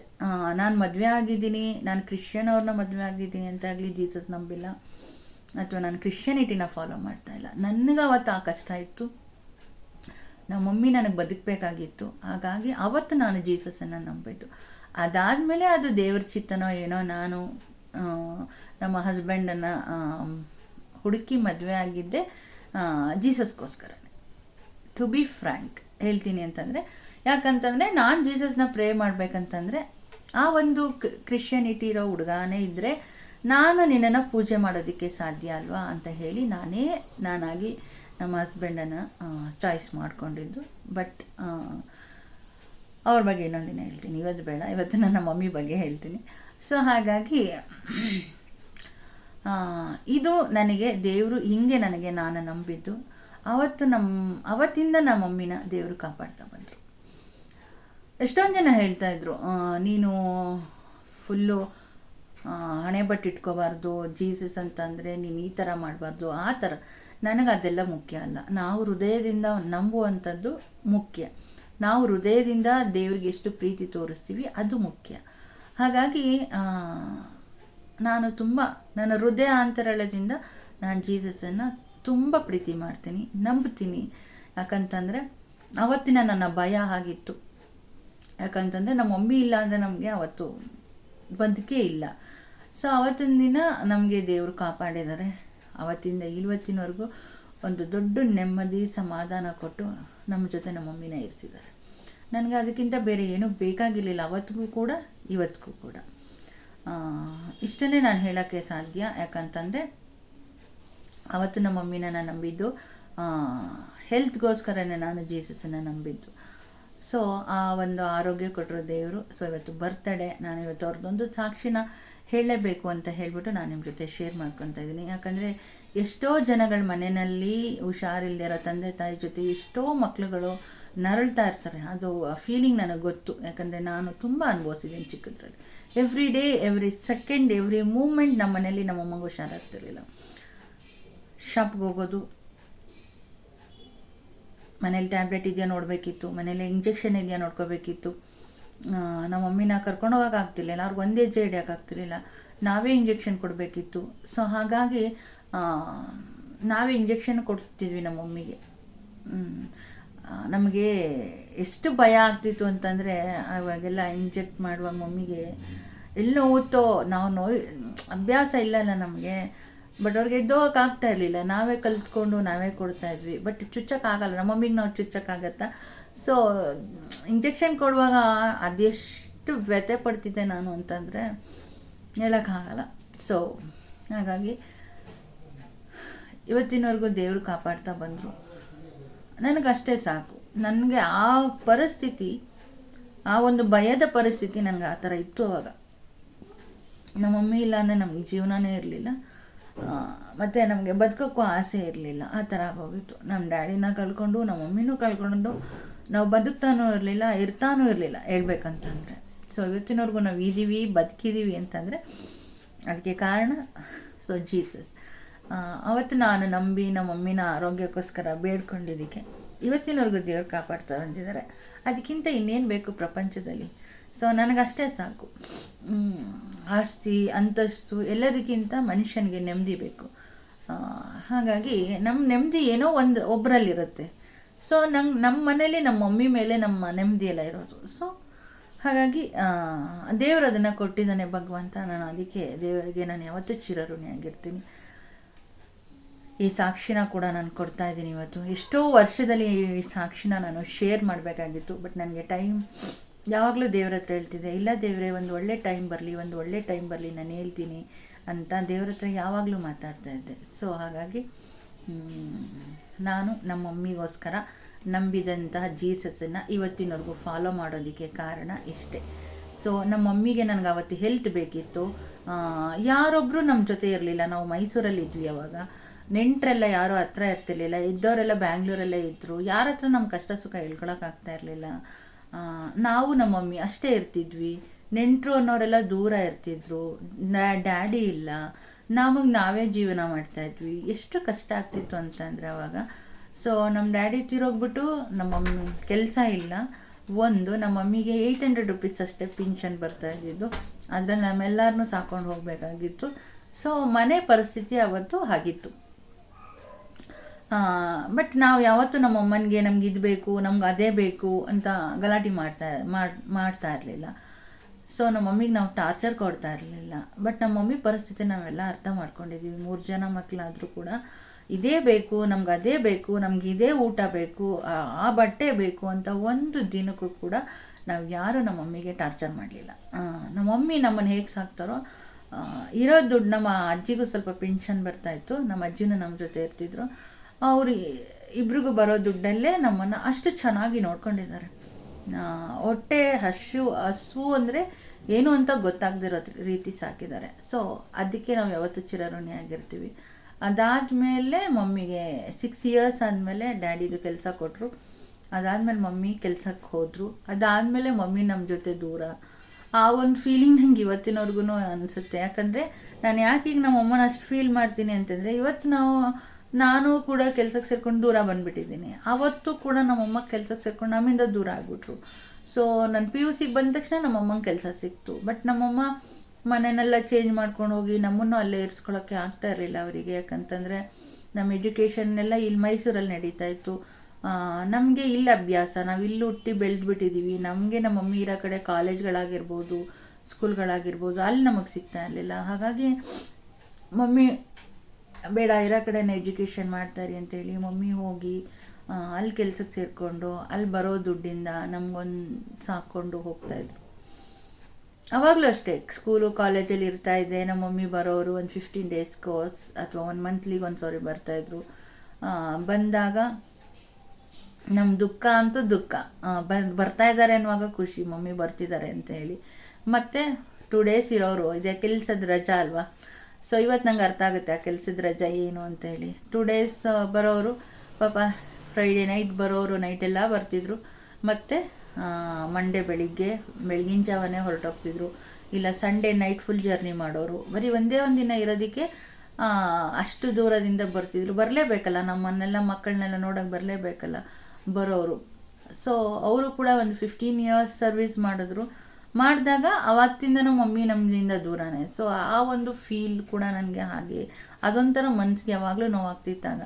ಮಮ್ಮಿನ ಬಸ್ ಹತ್ತಿಸ್ಬಿಟ್ಟು ನಾನು ನಮ್ಮ ಅಕ್ಕ ಫುಲ್ಲು ಸಪ್ಪೆ ಮುಖ ಹಾಕೊಂಡು ಮನೆಗೆ ಬರ್ತಾಯಿದ್ವಿ, ಮಮ್ಮಿ ಹೋದ್ರಲ್ಲ ಅಂತ ಹೇಳಿ. ಸೊ ಅದಾದಮೇಲೆ ಬಟ್ ನಾನು ನಮ್ಮ ಅಕ್ಕ ತುಂಬ ಹುಷಾರಾಗಿ ಮನೆ ನಡೆಸ್ಕೊಂಡು ಹೋಗ್ತಾಯಿದ್ವಿ. ಸೊ ಬದುಕಿದ್ರೆ ಹೀಗೆ ಬದುಕಬೇಕಪ್ಪ, ಇವ್ರ ಥರ ಬದುಕಬೇಕಪ್ಪ ಅನ್ನೋ ಲೆವೆಲ್ಗೆ ನಾನು ನಮ್ಮ ಅಕ್ಕ ಬದುಕಿದ್ವಿ. ಸೊ ನಂದು ಹೇಗೆ ಬದುಕಿದ್ವಿ ಅಂತ ಹೇಳಿ ನೆಕ್ಸ್ಟ್ ಎಪಿಸೋಡ್ 21st ಹೇಳ್ತೀನಿ ಆ ಸ್ಟೋರಿನ. ಸೊ ಇವತ್ತಿಗೆ ಅಮ್ಮನ ಸ್ಟೋರಿನೇ ನಾನು ಕೊನೆ ಮಾಡ್ತಾಯಿದ್ದೀನಿ. ಆ ಥರ ಎಲ್ಲ ಬದುಕಿದ್ವಿ. ಸೊ ಆಗಲೂ ಕೂಡ ನಮ್ಗೆ ಅದೇ ಫೀಲ್, ನಮ್ಮಮ್ಮ ಇಲ್ವಲ್ಲ, ಜೊತೆಲಿ ಇಲ್ವಲ್ಲ, ದೂರ ಇದ್ದಾರಲ್ಲ, ಅವ್ರಿಗೆ ಹುಷಾರು ಬೇರೆ ಇಲ್ವಲ್ಲ, ಅಷ್ಟು ದೂರ ಹೋಗ್ತಾರಲ್ಲ, ಇದೇ ಫೀಲ್ ಯಾವಾಗಲೂ ಕೂಡ. ಸೊ ಅದಾದಮೇಲೆ ನಾನು ಆ್ಯಕ್ಚುಲಿ ನಮ್ಮದೆಲ್ಲ ಮದುವೆ ಎಲ್ಲ ಆದರೂ ಕೂಡ ಮಮ್ಮಿ ಕೆಲಸದಲ್ಲೇ ಇರ್ತಿದ್ರು. ಬರೋರು ಹೋಗೋರು, ರಜಾ ಹಾಕೊಳ್ಳೋರು, ನಮ್ಮನ್ನು ನೋಡೋಕೆ ಬರೋರು, ಹೊರಟೋಗೋರು. ಬಟ್ ಏನಂತಂದರೆ ನಮ್ಮ ಜೊತೆ ಇದ್ದಾರಲ್ಲ, ಆರೋಗ್ಯವಾಗಿದ್ದಾರಲ್ಲ, ದೇವರೇ ಅವ್ರು ದೂರ ಇದ್ದಾರೆ, ಆರೋಗ್ಯ ಕೊಡು, ದೇವರೇ ಅವರು ದೂರ ಇದ್ದಾರೆ, ನೀನು ಅವ್ರ ಜೊತೆ ಇದ್ದು ಕಾಪಾಡಬೇಕು, ಇದೇ ಪ್ರೇಯರ್ ನಂದು ಯಾವಾಗಲೂ ಅಷ್ಟೇ. ನಾವು ಅಮ್ಮಂಗೋಸ್ಕರನೇ ಪ್ರೇಯರ್ ಮಾಡೋದು. ಸೊ ಇದೆಲ್ಲ ಆಯಿತು. ಸೊ ಫುಲ್ ಹೆಲ್ತಿಯಾಗಿ ನಮ್ಮ ಮಮ್ಮಿ ರಿಟೈರ್ಮೆಂಟ್ ಆಗಿ ಬಂದರು. ಅವರು ರಿಟೈರ್ಮೆಂಟ್ ಆಗಿ ಬರೋ ವರ್ಷ ದೇವರು ನನಗೆ ಕೆಲಸ ಕೊಡೋ ವರ್ಷ ಒಂದೇ ಆಗಿತ್ತು. ಸೊ ಅದೊಂದು ಗ್ರೇಟ್ಫುಲ್, ದೇವ್ರದ್ದು ಬ್ಲೆಸ್ಸಿಂಗ್. ಮಮ್ಮಿ ಯಾವಾಗಲೂ ಯೋಚನೆ ಮಾಡೋರಂತೆ, ಸೊ ನಂದು ಕೆಲಸ ಈಗ ಮುಗೀತಾ ಇದೆ, ಸೊ ಲೈಫ್ ಹೇಗೆ ಹಾಗೆ ಹೀಗೆ ಅಂಥೇಳಿ ತುಂಬ ಚಿಂತೆ ಮಾಡ್ಕೊಂಡು ಬರ್ತಾಯಿದ್ರು. ಸೊ ಮಮ್ಮಿ ರಿಟೈರ್ಡ್ ಆಗಿರೋ ವರ್ಷದಲ್ಲಿ ಒಂದು ನನಗೆ ಜಾಬ್ ಆಯಿತು. ಸೊ ಜಾಬ್ ಆದಮೇಲೆ ಮಮ್ಮಿ ತುಂಬ ಖುಷಿಪಟ್ಟರು. ಸೊ ದೇವರು ಅಷ್ಟು ಬ್ಲೆಸ್ಸಿಂಗ್ ಮಾಡಿದ್ರು ಅಲ್ಲಿಂದ ಇಲ್ಲಿವರೆಗೂ. ಸೊ ಅದನ್ನು ನಾವು ಮರಿಬಾರ್ದು. ಅದಕ್ಕೋಸ್ಕರ ನಾನು ಯಾವತ್ತೂ ದೇವ್ರಿಗೆ ಥ್ಯಾಂಕ್ಸ್ಫುಲ್ ಆಗಿರ್ತೀನಿ. ಮಮ್ಮಿ ಬಗ್ಗೆ ಹೇಳಬೇಕಂತಂದರೆ, ಮಮ್ಮಿ ಪ್ರೀತಿ ನಮ್ಮನ್ನು ಚಿಕ್ಕದ್ರಿಂದ ಹೀಗೆ ಇಟ್ಕೊಂಡು ಬಂದಿದ್ದಾರೆ. ಸೊ ನಾವೆಲ್ಲೂ ಕದಲದೇ ಇರೋ ಹಾಗೆ, ಆ್ಯಂಡ್ ಏನೇ ನಮ್ಮಲ್ಲಿ ವ್ಯತ್ಯಾಸಗಳಾದರೂ ಕೂಡ ಸೊ ನಾವು ಕೆಳಗೆ ಬೀಳದೇ ಇರೋ ಥರ ದೇವರು ಕಾಪಾಡ್ಕೊಂಡು ಬಂದಿದ್ದಾರೆ. ಅದ್ರ ಜೊತೆಗೆ ನಮ್ಮ ಮಮ್ಮಿ ಕೂಡ ನಮ್ಮನ್ನು ಹಾಗೆ ಸಾಕಿದ್ರು. ಮಮ್ಮಿಗೋಸ್ಕರ ನಾವು, ನಮಗೋಸ್ಕರ ನಮ್ಮ ಮಮ್ಮಿ, ನಾವು ಬದುಕಿದ್ದೆ ಹಾಗೆ, ಇವತ್ತು ಹಾಗೆ ನಾವು ಬದುಕ್ತಾ ಇರೋದು. ನಮಗೋಸ್ಕರ ನಮ್ಮ ಮಮ್ಮಿ, ನಮ್ಮ ಮಮ್ಮಿಗೋಸ್ಕರ ನಾವು ಅಷ್ಟೇ ಬದುಕ್ತಾ ಇರೋದು. ಹಾಗಾಗಿ ಏನು ಹೇಳ್ಬೋದು ಮಮ್ಮಿ ಬಗ್ಗೆ? ಸೊ ಹೇಳೋಕ್ಕೆ ಪದಗಳೇ ಇಲ್ಲ. ತಾಯಿ ಬಗ್ಗೆ ಹೇಳೋದಕ್ಕಂತೂ ಪದಗಳೇ ಇಲ್ಲ. ನಾವು ಚಿಕ್ಕವ್ರು ಇರುವಾಗ, ನಾವು ಸ್ಕೂಲಿಂದ ಬರೋ ಅಷ್ಟರಲ್ಲಿ 1 to 4th ನಮಗೆ ಸ್ಕೂಲಲ್ಲಿ ಆಗ ಗೌರ್ಮೆಂಟ್ ಸ್ಕೂಲು, ನಾವು ಹಳ್ಳೀಲಿ ಇದ್ದಿದ್ದಾಗ. ಸೊ ಗೌರ್ಮೆಂಟ್ ಸ್ಕೂಲ್, ಉಪ್ಪಿಟ್ಟು ಕೊಡ್ತಿದ್ರು ಸ್ಕೂಲಲ್ಲಿ. ಅದನ್ನು ತೊಗೊಂಬರ್ತಾಯಿದ್ವಿ. ನಮ್ಮ ಮನೇಲಿ ಒಂದು ನಾಯಿ ಸಾಕಿದ್ವಿ, ಅದನ್ನು ತಿನ್ನಬೇಡಿ, ಬಟ್ ಸ್ಕೂಲಲ್ಲಿ ಈಸ್ಕೊಳ್ಳಿ ಏನಾರು ಅಂತಾರೆ, ಇವರಿಗೆ ತುಂಬ ಜಂಬ ಈಸ್ಕೊಳ್ಳಲ್ಲ ಅಂತ ಹೇಳ್ತಾರೆ, ನೀವು ಈಸ್ಕೊಂಡು ಬನ್ನಿ ಮನೆಯಲ್ಲಿ. ನಾವೊಂದು ಡಾಗ್ ಸಾಕಿದ್ವಿ, ಅದಕ್ಕೆ ಹಾಕ್ಬಿಡಿ ಅಂತ ಹೇಳ್ತಾಯಿದ್ರು. ಅದಕ್ಕೆ ಹಾಕ್ಬಿಡ್ತಾಯಿದ್ವಿ. ಮಧ್ಯಾಹ್ನ ಬರೋ ಅಷ್ಟರಲ್ಲಿ ಮಮ್ಮಿ ಬಿಸಿ ಅಡುಗೆ ಮಾಡಿ ನಮ್ಮನ್ನು ಊಟ ಮಾಡಿಸಿ ಕಳಿಸ್ತಾಯಿದ್ರು 1 to 4th. ಅದಾದಮೇಲೆ ನಾವು ಮೈಸೂರಿಗೆ ಶಿಫ್ಟ್ ಆದ್ವಿ. ಮೈಸೂರಲ್ಲಿ 5th to 6th ಬಂದಮೇಲೆ ನಮ್ಮ ಮಮ್ಮಿಗೆ ನಮ್ಮ ಎಜುಕೇಷನ್ ಬಗ್ಗೆನೇ ಚಿಂತೆ ಯಾವಾಗಲೂ. ಅವರು ಎಜುಕೇಷನ್ ಮಾಡಿಸ್ಬೇಕು ನನ್ನ ಮಕ್ಕಳಿಗೆ ಅಂತಲೇ ಆ ಊರಿಂದ ಬೇಡ, ನಾವು ಹಳ್ಳೀಲಿರೋದು, ಹಳ್ಳೀಲಿದ್ದರೆ ಎಜುಕೇಷನ್ ಮಾಡೋದಕ್ಕೆ ಆಗೋದಿಲ್ಲ ಅಂತ ಹೇಳಿ ನಾವು ಊರು ಬಿಟ್ಬಿಟ್ಟು ಬಂದಿದ್ದು. ಮೈಸೂರಿಗೆ ಬಂದು ಸೆಟ್ಲ್ ಆದಮೇಲೆ 5th to 6th ಇನ್ನೆಲ್ಲ ಲೈಫು ಮೈಸೂರಲ್ಲೇ ಕಳೆದಿದ್ದು. ಎಜುಕೇಷನ್ ಫುಲ್ಲು ಮೈಸೂರಲ್ಲೇ ಆಗಿದ್ದು. ಆಗಲೂ ಅಷ್ಟೇ. ಸೊ ನಾವು ಸರಸ್ವತಿಪುರಮಲ್ಲಿ ಇದ್ವಿ. ಊರಿಂದ ಹೋದ ತಕ್ಷಣ ನಾವು ಫಸ್ಟ್ ಇದ್ದಿದ್ದು ಸರಸ್ವತಿಪುರಮಲ್ಲಿ. ಅದಾದಮೇಲೆ ಸೊ ನಾನು ತುಂಬ ಸೈಲೆಂಟಾಗ, ಒಬ್ಬರು ಮಾತಾಡ್ಸೋದು ಕಷ್ಟ ಇತ್ತು. ಒಬ್ಬರನ್ನ ನೋಡಿದ್ರು ಕೂಡ ನಾನು ಸ್ಮೈಲ್ ಮಾಡ್ತಿರ್ಲಿಲ್ಲ.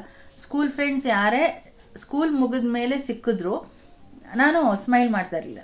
ಯಾಕಂದರೆ ನನಗೆ ಸ್ಕೂಲಲ್ಲಿ ಅಷ್ಟೇ ಫ್ರೆಂಡು, ಅದಾದಮೇಲೆ ಹೊರಗಡೆ ಅವ್ರು ನನ್ನ ಜೊತೆ ಮಾತಾಡಬಾರ್ದು, ಆ ಥರ ಇತ್ತು ನನ್ನ ಕ್ಯಾರೆಕ್ಟ್ರು. ಯಾಕೆ ಅಂತ ಗೊತ್ತಿಲ್ಲ, ನನಗೆ ಹಂಗೆ ಇದ್ದಿದ್ದು. ಮಮ್ಮಿ ಯಾವಾಗಲೂ ಹೇಳೋರು, ಅವರು ನಿನ್ನನ್ನು ಮಾತಾಡ್ಸಿದ್ರು ನೀನು ಯಾಕೆ ಮಾತಾಡಲ್ಲ, ನೀನು ಯಾಕೆ ರೆಸ್ಪಾನ್ಸ್ ಮಾಡಲ್ಲ ಅಂತ. ಬಟ್ ನಾನು ಅದಕ್ಕೆ ನಮ್ಮ ಮಮ್ಮಿಗೆ ಆನ್ಸರೇ ಮಾಡ್ತಾ ಇರಲಿಲ್ಲ. ಯಾಕಂದರೆ ಗೊತ್ತಿಲ್ಲ ನನಗೆ. ನಮ್ಮ ಮಮ್ಮಿಗೆ ನಾನು ಆನ್ಸರ್ ಮಾಡೋಕ್ಕೆ ಹೋಗ್ತಿರ್ಲಿಲ್ಲ. ಏನಿಲ್ಲ ಅಂತ ಅಂದ್ಬಿಟ್ಟು ಸುಮ್ಮನೆ ಆಗ್ಬಿಡ್ತಿದ್ದೆ. ತುಂಬ ಸೈಲೆಂಟ್, ಮಾತು ಕಮ್ಮಿ ನಾನಾಗ. ಅದಕ್ಕೆ ಏನೋ ಗೊತ್ತಿಲ್ಲ, ಈಗ ತುಂಬ ಮಾತಾಡ್ತೀನಿ ನಾನು. ಬಟ್ ತುಂಬಾ ಸೈಲೆಂಟಾಗಿರ್ತಿದ್ದೆ. ಸ್ಕೂಲ್ ಆಯಿತು, ನಾನಾಯಿತು, ನಮ್ಮ ಮನೆ ಆಯಿತು, ಹೋಮ್ವರ್ಕ್ ಆಯಿತು, ಜಾಸ್ತಿ ಮಾತಾಡ್ತಾ ಇರಲಿಲ್ಲ. ಆಮೇಲೆ ಡೀಸೆಂಟ್ಸ್ ಫ್ರೆಂಡ್ಸ್ ನಮ್ಮ ಹತ್ರ ಮಾತಾಡೋದು. ಡೀಸೆಂಟ್ ಯಾರು ಇರ್ತಾರೋ ಅವ್ರ ಜೊತೆ ಎಲ್ಲೋ ಕ್ಲಾಸಿಗೆ ಒಬ್ಳು ಫ್ರೆಂಡು, ಇಷ್ಟ ಆಗೋಳು ಒಬ್ಬಳೇ ನನಗೆ, ಅವಳೊಬ್ಳ ಜೊತೆ ಫ್ರೆಂಡು. ಹಾಗಾಗಿ ನಾನು ಜಾಸ್ತಿ ಫ್ರೆಂಡ್ಸ್ನ ಮಾಡ್ಕೋತಾ ಇರಲಿಲ್ಲ. ಸೊ ಸ್ಕೂಲ್ ಬಿಟ್ಟ ತಕ್ಷಣ ಸ್ಟ್ರೈಟ್ ಮನೆಗೆ ಬಂದುಬಿಡ್ತಾಯಿದ್ದೆ. ಮಮ್ಮಿ ಜೊತೆನೇ ನಮ್ಮ ಎಲ್ಲರದ್ದು ಲೈಫು. ಬಂದ ತಕ್ಷಣ ಹೋಮ್ವರ್ಕ್ ಮಾಡಬೇಕು, ಕೂತ್ಕೋಬೇಕು, ಬರೆದ್ಬಿಡ್ಬೇಕು, ಊಟ ಮಾಡಿಬಿಡ್ಬೇಕು, ಮಲಗಿಬಿಡ್ಬೇಕು, ಬೇರೆ ಏನೂ ಇಲ್ಲ ಮನೆಯಲ್ಲಿ. ಸೊ ಅಷ್ಟು ಸ್ಟ್ರಿಕ್ಟ್ ಮನೇಲಿ. ನಾವು 10th ಪಾಸ್ ಆಗೋವರೆಗೂ ನಮ್ಮಮ್ಮ ನಮ್ಮ ಮನೆಗೆ ಟಿ ವಿ ತಂದಿರಲಿಲ್ಲ. ಯಾಕಂದರೆ ಇವ್ರು ಯಾರೂ ಓದೋದಿಲ್ಲ ಅಂತ ಹೇಳಿ, ಟಿ ವಿ ಇದ್ದರೆ ಹಾಳಾಗ್ಬಿಡ್ತಾರೆ ಅಂತ ಹೇಳಿ ನಮ್ಮ ಮನೇಲಿ ಟಿ ವಿನೇ ತಂದಿರಲಿಲ್ಲ. 10th ಸ್ಟ್ಯಾಂಡರ್ಡ್ ಆದಮೇಲೆ 3 ಜನದ್ದು 10th ಸ್ಟ್ಯಾಂಡರ್ಡ್ ಆದಮೇಲೆ ಒಂದೇ ಯಾವುದೋ ಒಂದು white and black T V ತಂದು ಕೊಟ್ಟಿದ್ರು. ಅಲ್ಲಿವರೆಗೂ ನಮಗೆ ಟಿ ವಿ ಅನ್ನೋದನ್ನೇ ಕೊಟ್ಟಿರಲಿಲ್ಲ ನಮ್ಮ ಮಮ್ಮಿ. ಅಷ್ಟು ಸ್ಟ್ರಿಕ್ಟಾಗಿ ಬೆಳೆಸ್ತಾಯಿದ್ರು.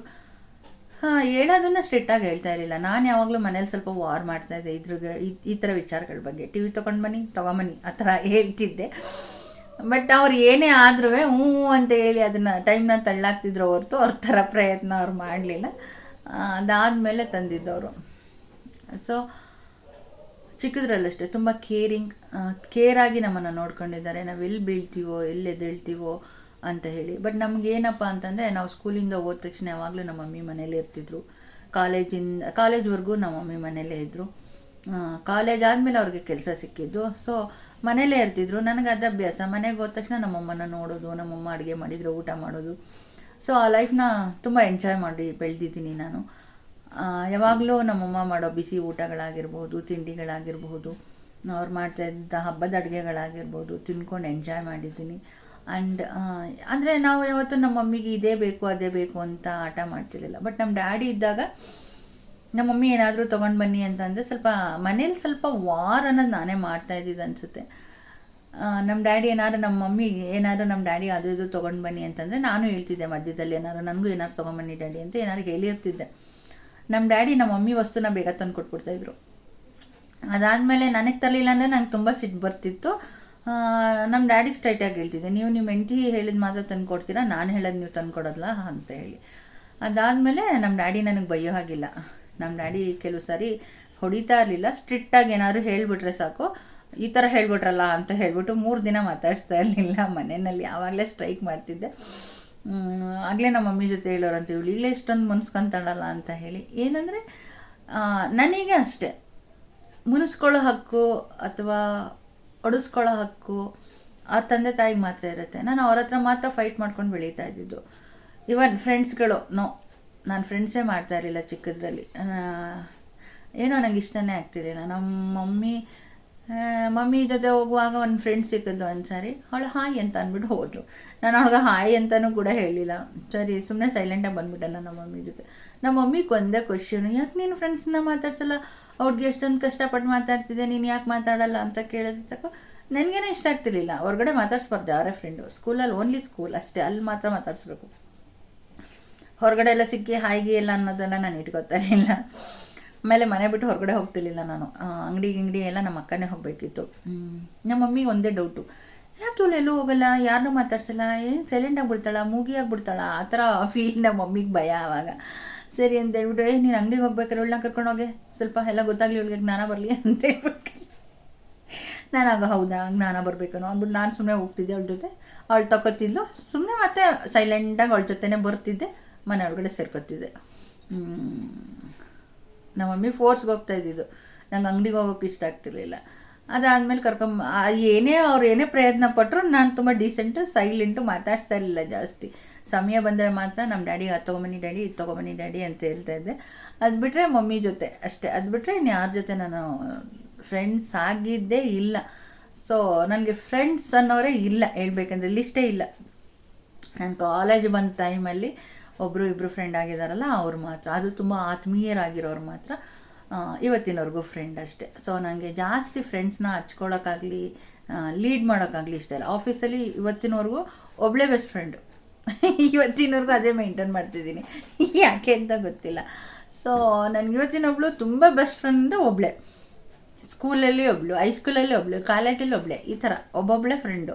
ಜಾಸ್ತಿ ಫ್ರೆಂಡ್ಸ್ ಇಲ್ಲ ನನಗೆ, ಏನೋ ಗೊತ್ತಿಲ್ಲ.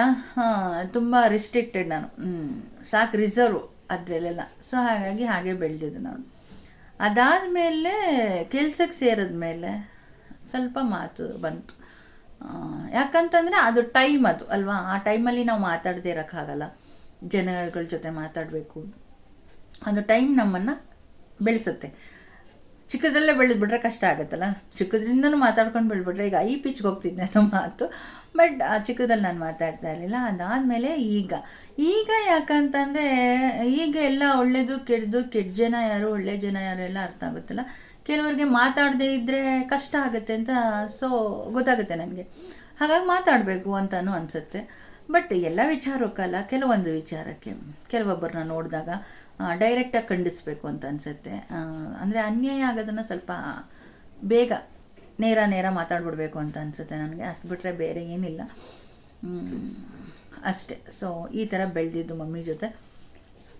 ಇವತ್ತಿನವ್ರಿಗೂ ಹೇಳ್ತಾರೆ, ಅಯ್ಯೋ ಇವಳು ಸ್ಕೂಲ್ ಮುಗಿಸ್ಕೊಂಡು ಬಂದು ಯಾರು ಫ್ರೆಂಡ್ ಬಂದು ಮಾತಾಡಿದ್ರೆ ಇವಳು ಮಾತೇ ಆಡ್ತಾ ಇರಲಿಲ್ಲ ಹಾಗೆ ಹೀಗೆ ಅಂತ. ಸೊ ಅದನ್ನು ಒಂದು ಸಾರಿ ನನ್ನ ಮಮ್ಮಿ ಕೈಲೇ ಹೇಳಿಸ್ತೀನಿ ನಿಮಗೆ. ಸೊ ಆ ಥರ ರಿಸರ್ವ್ ಆಗಿದ್ವಿ. ಸೊ ಮಮ್ಮಿ ನಮ್ಮ ಡ್ಯಾಡಿ ಯಾವಾಗಲೂ ಅವ್ರ ಲೈಫಲ್ಲಿ ಕಷ್ಟಪಟ್ಟಿದ್ದು, ಅವ್ರು ಹೇಗೆ ಜೀವನ ಮಾಡ್ತಿದ್ರು, ಫ್ರೆಂಡ್ಸ್ಗಳು ಹೇಗೆ ಬಿಹೇವ್ ಮಾಡ್ತಿದ್ರು, ಅಕ್ಕಪಕ್ಕದವ್ರು ಹೇಗೆ ಬಿಹೇವ್ ಮಾಡ್ತಿದ್ರು, ಅದೆಲ್ಲ ನಮ್ಮನ್ನು ಕೂರಿಸಿ ಹೇಳ್ತಾಯಿದ್ರು. ಸೊ ಅದು ನನ್ನ ತಲೆಗೆ ಹೇಗೆ ಹೋಗ್ತಿತ್ತು ಅಂತಂದರೆ, ಹೌದಾ ಇಷ್ಟೊಂದು ಕಷ್ಟಪಟ್ಟಿದ್ದಾರೆ ನಮ್ಮ ಡ್ಯಾಡಿ, ಇವರೆಲ್ಲ ಹೀಗೆ ಬಿಹೇವ್ ಮಾಡಿದಾರ, ಅಲ್ಲಿಗೆ ನಾವೆಲ್ಲ ಹಾಗೆ ಬೆಳಿಬೇಕು. ಸೊ ಅದು ನಮ್ಮ ಮನೇಲಿ ಆ ಪರಿಸ್ಥಿತಿ ಇರಬಾರ್ದು, ಅದೆಲ್ಲ ಹೋಗಬೇಕು ಅನ್ನೋ ಲೆವೆಲ್ಗೆ ಬಂದಿದ್ದಾಯಿತು. ಪಾಪ ನಮ್ಮ ಡ್ಯಾಡಿ ಕಷ್ಟಪಡುವಾಗ ಅವ್ರು ಕಷ್ಟಪಟ್ಟಿದ್ದು, ಮತ್ತು ಅವ್ರು ಎದ್ದು 5 ಗಂಟೆಗೆ ನಾನು ಓದ್ತಾ ಇದ್ದೆ, ಅದೆಲ್ಲ ಹೇಳೋರು ಹೇಗೆ ಓದ್ಕೋಬೇಕು, ಹೇಗೆ ಮಾಡಬೇಕಂತ. ಸೊ ನಮ್ಮ ಡ್ಯಾಡಿ ಹೈಸ್ಕೂಲ್ ಮಾಸ್ಟರ್ ಆಗಿದ್ದರು. ಸೊ ನಮ್ಮ ಡ್ಯಾಡಿ ಮಾರ್ಕ್ಸ್ ಕಾರ್ಡ್ ಒಂದು ಸಾರಿ ನೋಡಿದಾಗ ಫುಲ್ಲು ಎಲ್ಲದರಲ್ಲೂ, ಆ ಕಾಲದಲ್ಲಿ ಅವರೆಲ್ಲ ಡಿಗ್ರಿ ಎಲ್ಲ ಫಸ್ಟ್ ಕ್ಲಾಸಲ್ಲಿ ಪಾಸಾಗಿದ್ದರು. ಸೊ ಅದನ್ನ ನೋಡುವಾಗ ನನಗೆ ಖುಷಿ ಆಗ್ತಿತ್ತು. ಸೊ ನಮ್ಮ ಡ್ಯಾಡಿ ಹೇಳ್ತಿದ್ರು, ನಂದು ಇಷ್ಟುದ್ದ ಇದೆ ಓದಿರೋದೊಂದು ಬೋರ್ಡ್, ನಿಮ್ಮದು ಅದಕ್ಕಿಂತ ಬರಬೇಕು, ಆ ಥರ ಎಲ್ಲ ಹೇಳ್ತಾಯಿದ್ರು.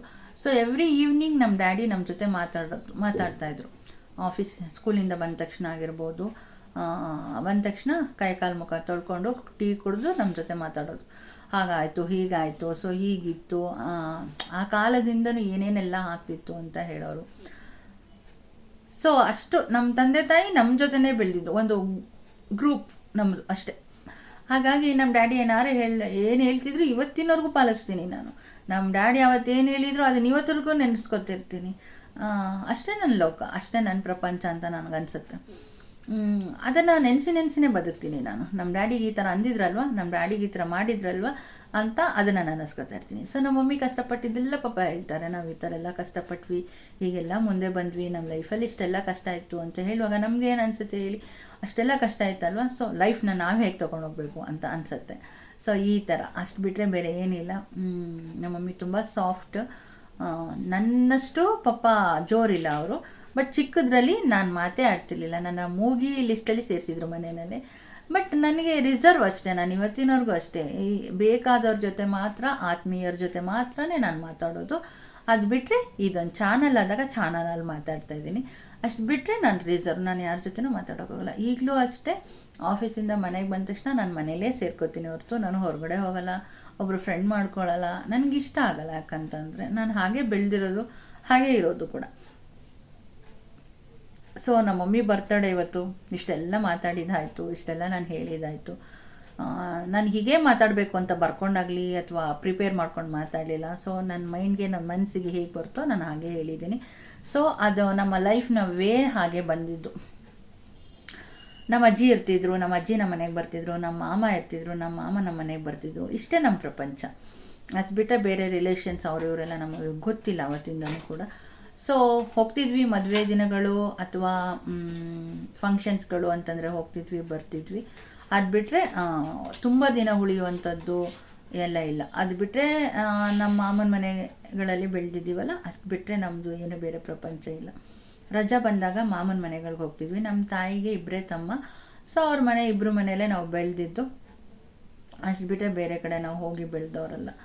ಸೊ ಅದರಲ್ಲೂ ನಾನು ಸ್ವಲ್ಪ ತುಂಬ ರಿಸರ್ವ್ ಆಗೇ ಬೆಳೆದಿದ್ದು. ಈಗಲೂ ಅಷ್ಟೇ, ಯಾರನ್ನೇ ಆದರೂ ಅಷ್ಟೇ, ನಾನೀಗ ತುಂಬ ಅತಿಯಾಗಿ ಏನೂ ಮಾತಾಡ್ಸೋಕ್ಕಲ್ಲ.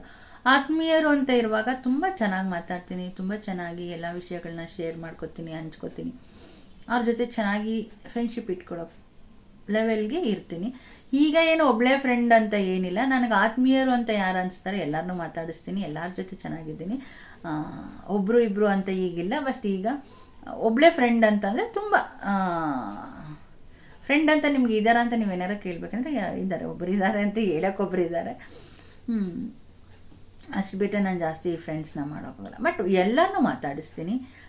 ಯಾಕಂತಂದರೆ ನಾವು ಒಂದು ಕಡೆ ವರ್ಕ್ ಮಾಡುವಾಗ ನಾವೆಲ್ಲ ಮಾತಾಡಿಸ್ಲೇಬೇಕಲ್ವ. ಸೊ ಈಗ ಅದು ಅನಿವಾರ್ಯ, ನಾವೆಲ್ಲರನ್ನೂ ಮಾತಾಡ್ಸೋದೇ ಆಗಿರ್ಬೋದು, ಎಲ್ಲರ ಜೊತೆ ಮಿಂಗಲ್ ಆಗೋದಿರ್ಬೋದು, ಈಗ ನನಗೆ ಅನಿವಾರ್ಯ, ನಾನು ಆ ಥರ ಇದ್ದೀನಿ. ಬಟ್ ಚಿಕ್ಕದಲ್ಲಿ ನನಗೆ ಅದು ನೆಸೆಸಿಟಿ ಇರಲಿಲ್ಲ. ಮನೆ ಆಯಿತು, ಸ್ಕೂಲ್ ಆಯಿತು, ನಾನಾಯಿತು, ಊಟ ತಿಂಡಿ ಆಯಿತು, ಆಮೇಲೆ ನಮ್ಮ ಡ್ಯಾಡಿ ಜೊತೆ ಕೂತು ಜಾಸ್ತಿ ಮಾತಾಡ್ತಾಯಿದ್ದೆ. ಏನಕ್ಕೆ ಅಂತ ಗೊತ್ತಿಲ್ಲ. ಡ್ಯಾಡಿ ಹೀಗೆ ಡ್ಯಾಡಿ ಹಾಗೆ ಡ್ಯಾಡಿ ಅಂತ ಹೇಳಿ ನಮ್ಮ ಡ್ಯಾಡಿ ಜೊತೆ ಜಾಸ್ತಿ ಮಾತಾಡ್ತಾಯಿದ್ದೆ. ಸೊ ನಮ್ಮ ಡ್ಯಾಡಿ ಹೋದ್ಮೇಲೆ ಸೊ ಮಮ್ಮಿ ಜೊತೆ, ಮಮ್ಮಿ ಸ್ವಲ್ಪ ಸ್ಟ್ರಿಕ್ಟ್ ಅಲ್ವಾ, ಮಾತಾಡೋಕೆ ಹೋಗ್ತಿರ್ಲಿಲ್ಲ, ಸೈಲೆಂಟಾಗಿ ಎಲ್ಲ ನೋಡೋದು ಏನು ಮಾಡ್ತಾರೆ ಎತ್ತ ಅಂತ. ಅದಕ್ಕೆ ನಮ್ಮ ಮಮ್ಮಿ ಇವಳೆಲ್ಲ ಪೆದ್ದಿ ಆಗೋಗ್ತಾಳೆ, ಒಂಚೂರು ಬಾಯಿ ಬಿಡಲ್ಲ, ಮಾತಾಡಲ್ಲ, ಅವಳನ್ನ ಅಂಗಡಿಗೆಲ್ಲ ಕರ್ಕೊಂಡೋಗು ಅಂತ. ಸೊ ಹೀಗೆ ಇರಲ್ಲ, ಕಾಲ ಎಲ್ಲ ಚೇಂಜ್ ಆಗ್ತೀವಿ. ಹಾಗಾಗಿ ಯಾರ ಬಗ್ಗೆ ಹಾಗೆ ಡೌಟ್ ಪಡಬೇಡಿ, ಸೈಲೆಂಟಾಗಿರೋ ಮಕ್ಳ ಜೊತೆ ಎಲ್ಲ. ಸೊ ಅವ್ರು ಅವತ್ತು ಸೈಲೆಂಟ್ ಆಗಿರ್ತಾರೆ, ಮುಂದೆ ಟೈಮ್ ಬಂದಾಗ ಮಾತಾಡ್ತಾರೆ. ಸೊ ನಾನೇ ಇದ್ದೀನಿ ಎಕ್ಸಾಂಪಲ್, ಅದನ್ನು ಹೇಳಬಲ್ಲೆ ನಾನು. ಸೊ ಇದು ನಮ್ಮ ಮಮ್ಮಿದು ಬರ್ತಡೇ ಇದೆ. ಸೊ ದೇವ್ರಿಗೆ ತುಂಬ ಕೃತಜ್ಞತೆನ ಸಲ್ಲಿಸ್ತೀನಿ. ನಾನು ಇವತ್ತು ಮಾತಾಡ್ತಾ ಇದ್ದೀನಿ, ನಾನು ಸಂತೋಷವಾಗಿದ್ದೀನಿ ಅಂದರೆ ಅದಕ್ಕೆ ಕಾರಣ ದೇವರೇ, ಅದಕ್ಕೆ ಕಾರಣ ಅದೇ ರೀಸನ್. ಸೊ ನಮ್ಮಮ್ಮನ ಅವತ್ತಿಂದ ದೇವರು ಆರೋಗ್ಯ ಕೊಟ್ಟು ಚೆನ್ನಾಗಿ ಬ್ಲೆಸ್ ಮಾಡ್ಕೊಂಡು ಬಂದಿದ್ದಾರೆ. ಹಾಗಾಗಿ ಅದು ನನಗೆ ತುಂಬ ಇಂಪಾರ್ಟೆಂಟ್ ಆಗಿತ್ತು ಲೈಫಲ್ಲಿ ಅವತ್ತು. ಸೊ ನೆಸೆಸಿಟಿ ಇತ್ತು ನನಗೆ, ನಮ್ಮ ಮಮ್ಮಿನ ಕಾಪಾಡಬೇಕಿತ್ತು ಯಾರೋ ಒಬ್ಬರು. ಅಂಥದ್ರಲ್ಲಿ ಜೀಸಸ್ ಬಂದು ಕಾಪಾಡಿದಾರಲ್ಲ ಅನ್ನೋ ಒಂದು ನಂಬಿಕೆ, ಒಂದು ಕೃತಜ್ಞತೆ ಇವತ್ತಿನವರೆಗೂ ನಾನು ಇದ್ದೀನಿ. ಸೊ ಅದನ್ನು ಮರಿಬಾರ್ದು ಅಲ್ವಾ. ಆ ದಿನದಿಂದ ನಮ್ಮನ್ನು ಕಾಪಾಡಿಕೊಂಡು ಒಂದು ಗ್ರೇಟ್ಫುಲ್ಲಾಗಿ ತೊಗೊಂಡು ಬಂದಿದ್ದಾರೆ. ಅದನ್ನು ನಾನು ಯಾವತ್ತು ನೆನೆಸ್ತೀನಿ, ಬದುಕ್ತಾ ಇದ್ದೀನಿ. ಸೊ ಮುಂದೇನೂ ಅಷ್ಟೇ, ನನ್ನ ಉಸಿರಿರೋವರೆಗೂ ಅಷ್ಟೇ ನಾನು ಜೀಸಸ್ನ ಪ್ರೇ ಮಾಡ್ತೀನಿ. ಯಾಕಂದರೆ ಆ ಒಂದು ಸಂದರ್ಭದಿಂದ ನನ್ನನ್ನು ಈ ಒಂದು ಸಂತೋಷದ ಸಂದರ್ಭವರೆಗೂ ಕಾಪಾಡ್ತಾ ಇರೋದು ಓನ್ಲಿ ಜೀಸಸ್. ಹಾಗಾಗಿ ನಾನು ನಂಬಿಕೆ ಇಟ್ಟಿದ್ದೀನಿ. ಆವತ್ತು ನನ್ನ ಪರಿಸ್ಥಿತಿ ಹೇಗಿತ್ತು ಅಂತಂದರೆ, ನಮ್ಮ ಡ್ಯಾಡಿ ಹೋಗಿದ್ರು, ನಮ್ಮ ಮಮ್ಮಿಗೂ ಹುಷಾರಿಲ್ಲ, ಯಾವಾಗ ನೋಡಿದ್ರು ಹುಷಾರಿಲ್ಲ, 24 hours ಹುಷಾರಿರ್ತಿರ್ಲಿಲ್ಲ ಅವರಿಗೆ. ಆ ಪರಿಸ್ಥಿತಿಗಳು ಹುಷಾರಿಲ್ಲದರಲ್ಲಿ ಮನೆಯಲ್ಲಿ ಯಾರು ಫೀಲ್ ಮಾಡ್ತಿದ್ರೆ ಅದು ಗೊತ್ತಾಗುತ್ತೆ. ಸೊ ಅದರಿಂದ ನಾನು ಹೊರಗಡೆ ಬರಬೇಕಿತ್ತು. ಸೊ ನಮ್ಮ ಮನೇಲಿ ಒಂದು ನಾರ್ಮಲ್ ಪರಿಸ್ಥಿತಿ ಬರಬೇಕಿತ್ತು, ನಾವು ನಾರ್ಮಲ್ ಆಗಿರಬೇಕಾಗಿತ್ತು. ಹಾಗಾಗಿ ನಂಬಿದ್ದು. ಸೊ ಇವತ್ತು ಅಷ್ಟೇ ದೇವರು ನಮ್ಮ ಮಮ್ಮಿನ ಕಾಪಾಡ್ತಿದ್ದಾರೆ. ಸೊ ಅದಕ್ಕೆ ನಾನು ತುಂಬ ಥ್ಯಾಂಕ್ಸ್ ಹೇಳ್ತೀನಿ ಜೀಸಸ್ಗೆ. ಇದೊಂದು ದೊಡ್ಡ ಸಾಕ್ಷಿ ಅಂತಲೇ ನೀವು ಭಾವಿಸ್ಬೋದು. ಇದ್ರ ಮೇಲೆ ಹೇಳೋಕ್ಕೆ ನನಗೇನು ಗೊತ್ತಿಲ್ಲ. ಸೊ ಮ್ಯಾಟರೇ ಇದು. ಹಾಗಾಗಿ ಎಷ್ಟೊಂದು ಜನ ತಿಳ್ಕೊಂಡಿದ್ದಾರೆ, ಅಯ್ಯೋ ಕ್ರಿಶ್ಚಿಯನ್ಸ್ನ ಮದುವೆ ಆಗಿ ಆಮೇಲೆ ಫಾಲೋ ಮಾಡಿಕೊಂಡು ಜೀಸಸ್ನ ಪ್ರೇ. ನಥಿಂಗ್. ನಾನು ಚಿಕ್ಕದ್ರಿಂದನೂ ನನ್ನ ಮಮ್ಮಿ ಆರೋಗ್ಯಕ್ಕೋಸ್ಕರನೇ ಪ್ರೇ ಮಾಡಿ ಕ್ಯಾಂಪ್ಗಳಿಗೆ ಹೋಗಿ, ಮತ್ತು ನನ್ನ ಜೊತೆ ಮೇರಿ ಅನ್ನೋ ಫ್ರೆಂಡ್ ಜೊತೆ ಹೋಗಿ ಎವ್ರಿ ಟ್ಯೂಸ್ಡೇ ಕ್ಯಾಂಡಲ್ ಹಚ್ಚಿ ಬರ್ತಾಯಿದ್ದೆ. ಹಾಗಾಗಿ ನನಗೆ ನಂಬಿಕೆ ಜಾಸ್ತಿ. ಸೊ ಲೈಫ್ ಕೂಡ ಹಾಗೆ ಜರ್ನಿ ಕಂಟಿನ್ಯೂ ಆಯಿತು. ಅದಿನ್ನೂ ಖುಷಿ ನನಗೆ, ಇಷ್ಟು ಹೇಳಬಲ್ಲೆ ನಾನು. ಸೊ ಮಮ್ಮಿನ ದೇವರು ಚೆನ್ನಾಗಿ ಕಾಪಾಡಿದ್ರು. ಆ ಖುಷಿನೇ ನಾನು ಇವತ್ತಿನವರೆಗೂ ಸ್ಮರಿಸ್ತೀನಿ ದೇವರನ್ನು. ಹಾಗಾಗಿ ನನಗೆ ಜೀಸಸ್ ಗ್ರೇಟ್. ಸೊ ಯಾಕಂದರೆ ನನ್ನ ಮನಸ್ಸಲ್ಲಿ ಇದ್ದಿದ್ದು ನೋವಾಗಿರ್ಬೋದು, ನನ್ನ ಮನಸ್ಸಲ್ಲಿ ಅನೇಕ ಪ್ರಶ್ನೆಗಳಿತ್ತು. ನಾವು ಯಾಕೆ ಹುಡ್ತೀವಿ, ಯಾಕೆ ಈ ಪ್ರಪಂಚಕ್ಕೆ ಬರ್ತೀವಿ ಅಂತ. ಇದಕ್ಕೆಲ್ಲದಕ್ಕೂ ಆನ್ಸರ್ ನನಗೆ ಬೈಬಲಲ್ಲಿ ಸಿಕ್ತು, ಜೀಸಸ್ ಹತ್ರ ಸಿಕ್ತು ಅನ್ನೋದೊಂದೇ ಸಮಾಧಾನ. ಸೊ ನಾನು ಅವತ್ತಿಂದನೇ ನಾರ್ಮಲ್ ಆಗಿದ್ದು. ಆ್ಯಕ್ಚುಲಿ ನಾನು ಅವಾಗ ಹೇಳ್ತಾರಲ್ಲ, ನಾವು ಡಿಪ್ರೆಷನಲ್ಲಿ ಇದ್ವಿ ಅಂತ. ನನಗೆ 8ನೇ ಡಿಪ್ರೆಷನಲ್ಲಿದ್ದೆ. ಸೊ ಯಾರಿಗೂ ಗೊತ್ತಾಗ್ತಿರ್ಲಿಲ್ಲ, ಆದರೆ ನಾನು ತೋರಿಸ್ಕೊಳಕ್ಕೆ ಹೋಗ್ತಾ ಇರಲಿಲ್ಲ. ಸೊ 24 hours ನಾನು ಫುಲ್ ಮೂಡಿ ಫೆಲೋ ಆಗ್ತಿದ್ದೆ. ಯಾರ ಜೊತೆ ಸರಿಯಾಗಿ ಮಾತಾಡ್ತಾ ಇರಲಿಲ್ಲ, ನನಗೇನು ಬೇಕು ಅಂತ ಅನ್ನಿಸ್ತಾ ಇರಲಿಲ್ಲ. 8th, 9th, 10th ಎಷ್ಟು ಬೇಕಷ್ಟೇ ಮಾತು. ಹೋಗ್ತಿದ್ದೆ, ಟ್ಯೂಷನ್ಗೆ ಹೋಗ್ತಿದ್ದೆ, ಸ್ಕೂಲ್ಗೆ ಹೋಗ್ತಿದ್ದೆ, ಬರ್ತಿದ್ದೆ. ಯಾಕಂದರೆ ಮಮ್ಮಿದು ಫೋರ್ಸ್ ಇರುತ್ತಲ್ಲ, ಮಮ್ಮಿ ಬಿಡಲ್ಲ ಹೋಗಲಿಲ್ಲ ಅಂತಂದರೆ. ಹೋಗ್ತಿದ್ದೆ, ಬರ್ತಿದ್ದೆ. ಬಟ್ ನನ್ನ ಥಿಂಕಿಂಗೇ ಬೇರೆ ಏನೋ ಇರ್ತಿತ್ತು. ನನ್ನ ಯೋಚನೆನೇ ಬೇರೆ ಇರ್ತಿತ್ತು. ನಮ್ಮ ಡ್ಯಾಡಿ ಇಲ್ವಲ್ಲ, ನಮ್ಮ ಡ್ಯಾಡಿ ಇಲ್ವಲ್ಲ, ನಮ್ಮ ಡ್ಯಾಡಿ ಇಲ್ವಲ್ಲ, ಇದೇ ಫೀಲ್ ಮಾಡ್ತಿದ್ದೆ. ಸೊ ಹಾಗಾಗಿ ಆಮೇಲೆ ಜೀಸಸ್ ನನಗೆ ಸಿಕ್ಕಿದ ಮೇಲೆ, ನಾನು ಜೀಸಸನ್ನು ತಿಳ್ಕೊಂಡ್ಮೇಲೆ ನನ್ನ ಮನಸ್ಸಿಗೆ ಏನು ಶಾಂತಿ ಬೇಕಿತ್ತು ಅದು ಆ ಶಾಂತಿ ಸಿಕ್ತು. ನನ್ನ ಮನಸ್ಸಿಗೆ ಏನು ಉತ್ತರ ಬೇಕಿತ್ತು ಅದು ಸಿಕ್ತು. ಆ್ಯಂಡ್ ನಮ್ಮಮ್ಮನಿಗೆ ಆರೋಗ್ಯ ಬಂತು. ಅವತ್ತಿಂದ ಇವತ್ತಿನವರೆಗೂ ನಮ್ಮಮ್ಮ ಆರೋಗ್ಯವಾಗಿದ್ದಾರೆ. ಒಂದು ಸರಿ ಮಮ್ಮಿಗೆ ಫುಲ್ಲು ಲೂಸ್ ಮೋಷನ್ ಆಗಿ ಬೆನ್ನಿಂದ ಎಲ್ಲ ನೀರು ಹೊರಟೋಗ್ಬಿಟ್ಟಿದೆ. ಅಕ್ಕಪಕ್ಕದವರೆಲ್ಲ ಮಾತಾಡ್ಕೊತಾ ಇದ್ದಾರೆ, ಇವರು ಕೂಡ ಬದುಕಲ್ಲ, ತುಂಬ ಸೀರಿಯಸ್ ಆಗಿದ್ದಾರೆ ಅಂತ ಹೇಳಿ. ನಮಗಾಗಿ ಹೆಂಗಾಗುತ್ತಲ್ವ, ನಾವೆಲ್ಲ ಚಿಕ್ಕವರು, ನಮಗೇನೂ ಗೊತ್ತಾಗಲ್ಲ. ಅಕ್ಕಪಕ್ಕದವರೆಲ್ಲ ಹಂಗೆ ಮಾತಾಡುವಾಗ ಅದೆಷ್ಟು ಫೀಲ್ ಆಗುತ್ತೆ ಅಂತಂದರೆ, ಆವತ್ತು ದೇವ್ರು ಕಾಪಾಡಿದ್ರಲ್ವ. ಸೊ ಅದಕ್ಕೆ ನಾನು ಇವತ್ತಿನವರೆಗೂ ನೆನೆಸ್ತೀನಿ. ಆ ಸಂದರ್ಭಗಳನ್ನ ಕೂಡ ಅಷ್ಟೇ ಫುಲ್ ರೀಕಾಲ್ ಮಾಡ್ಕೊತಿರ್ತೀನಿ. ಅವತ್ತು ಹಂಗಿತ್ತಲ್ವ, ಆ ಡೇ ಹಂಗಿತ್ತಲ್ವ ಅಂತ ಹೇಳಿ. ಸೊ ಅದು ನೆನೆಸ್ತಾ ಇರಬೇಕು ನಾವು ಅಲ್ವಾ. ಸೊ ಆ ದಿನದಿಂದ ದೇವರು ನಮ್ಮನ್ನು ಕಾಪಾಡ್ಕೊಂಡ್ಬಂದಿದ್ದಾರೆ. ಜೀವನ ಪೂರ್ತಿ ನಾನು ದೇವ್ರಿಗೆ ಚಿರಋಣಿಯಾಗಿರ್ತೀನಿ. ಆ ದೇವ್ರಿಗೋಸ್ಕರನೇ ಬದುಕ್ತೀನಿ. ಯಾಕಂತಂದರೆ ಇದೇ ರೀಸನ್ಗೋಸ್ಕರ. ಸೊ ಎಲ್ಲ ಮಕ್ಕಳಿಗೂ ಅಷ್ಟೇ ತಂದೆ ತಾಯಿಗಳು ಇರಬೇಕಾದಂಥ ಟೈಮಲ್ಲಿ ತಂದೆ ತಾಯಿಗಳು ಬೇಕು, ಆಶ್ರಯ ಬೇಕು. ಯಾಕಂದರೆ ಅದು ಬಹಳ ಮುಖ್ಯ. ಬೆಳೆಯೋ ಏಜಲ್ಲಿ ಏನೂ ಗೊತ್ತಿರಲ್ಲ, ಪ್ರಪಂಚ ಅಂದರೆ ಏನೂ ಗೊತ್ತಿರಲ್ಲ, ಕಷ್ಟ ಸುಖಗಳು ಗೊತ್ತಿರಲ್ಲ. ತಂದೆ ತಾಯಿ ಅವಶ್ಯಕತೆ ಎಷ್ಟು ಇರುತ್ತೆ ಅಲ್ವಾ, ಅವ್ರನ್ನ ಅಪ್ಕೊಂಡು ಬೆಳೀತಾ ಇರ್ತೀವಿ. ಸಡನ್ನಾಗಿ ಅವ್ರುಗಳಿಲ್ಲ ಅಂತಂದಾಗ ನಮ್ಮ ಜೀವನಗಳು ನಿಜವಾಗ್ಲೂ ಎಷ್ಟೋ ಮಕ್ಕಳು ಕರೋನಾದಲ್ಲಿ ತಂದೆ ತಾಯಿಗಳನ್ನ ಕಳ್ಕೊಂಬಿಟ್ರು. ಅದೆಲ್ಲ ನೆನೆಸೋಕೆ ನಾನು ಎಷ್ಟು ಫೀಲ್ ಮಾಡ್ಕೊಂಡಿದ್ದೀನಿ ಅಂತಂದರೆ, ಅವ್ರ ಲೈಫ್ ಹೆಂಗಪ್ಪ ಮುಂದೆ ದೇವ್ರೆ ಅಂತ ನಿಜವಾಗ್ಲೂ ನೆನೆಸಿದ್ದೀನಿ. ಕ್ಯಾಂಡಲ್ ಹಚ್ಚಿ ಕಣ್ಣೀರಾಕಿ ದೇವ್ರ ಹತ್ರ ಪ್ರೇಯರ್ ಮಾಡ್ತೀನಿ ನಾನು ಅಂಥ ಸಂದರ್ಭದಲ್ಲೆಲ್ಲ. ಯಾಕಂದರೆ ಅದು ನೋವು ಪ್ರತಿದಿನ ನೆನೆಸುವಾಗ ಬಹಳ ಕಷ್ಟ ಇತ್ತು ಆ ಟೈಮು. ಮನೆಗೆ ಬಂದ ತಕ್ಷಣ ಯಾವಾಗಲೂ ಮಮ್ಮಿಗೆ ಹುಷಾರಿರ್ತಿರ್ಲಿಲ್ಲ. ಮಮ್ಮಿನೂ ಅಳೋರು, ತುಂಬ ಟೈಮ್ ಅಳೋರು, ತಡ್ಕೊಳಕ್ಕಾಗದೆ ಅಳ್ತಿದ್ರು. ಹಾಗೆಲ್ಲ ನಮ್ಮ ಜೊತೆ ಯಾರು ಇರಲಿಲ್ಲ. ದೇವರೇ ನಮ್ಮನ್ನು ಕಾಪಾಡಿದ್ದು. ಸೊ ಹಾಗಾಗಿ ದೇವರೇ ಮೇಲು, ದೇವ್ರು ಇರಬೇಕು ಎಲ್ಲರ ಜೊತೆ. ಮನುಷ್ಯರಿಗಿಂತ ಹೆಚ್ಚಾಗಿ ದೇವ್ರು ಇರಬೇಕು, ನಮ್ಮನ್ನು ಆ ಥರ ಕಾಪಾಡ್ಕೊಂಡು ಬಂದರು. ನಂಗೆ ಅಷ್ಟೇ ಇಷ್ಟ. ಅದಾದಮೇಲೆ ಅಕ್ಕನೂ ಕೂಡ ಅಷ್ಟೇ, ಕ್ಲಾಸಲ್ಲಿ ತುಂಬ ಫಸ್ಟ್ ಕ್ಲಾಸ್ ಸ್ಟೂಡೆಂಟ್.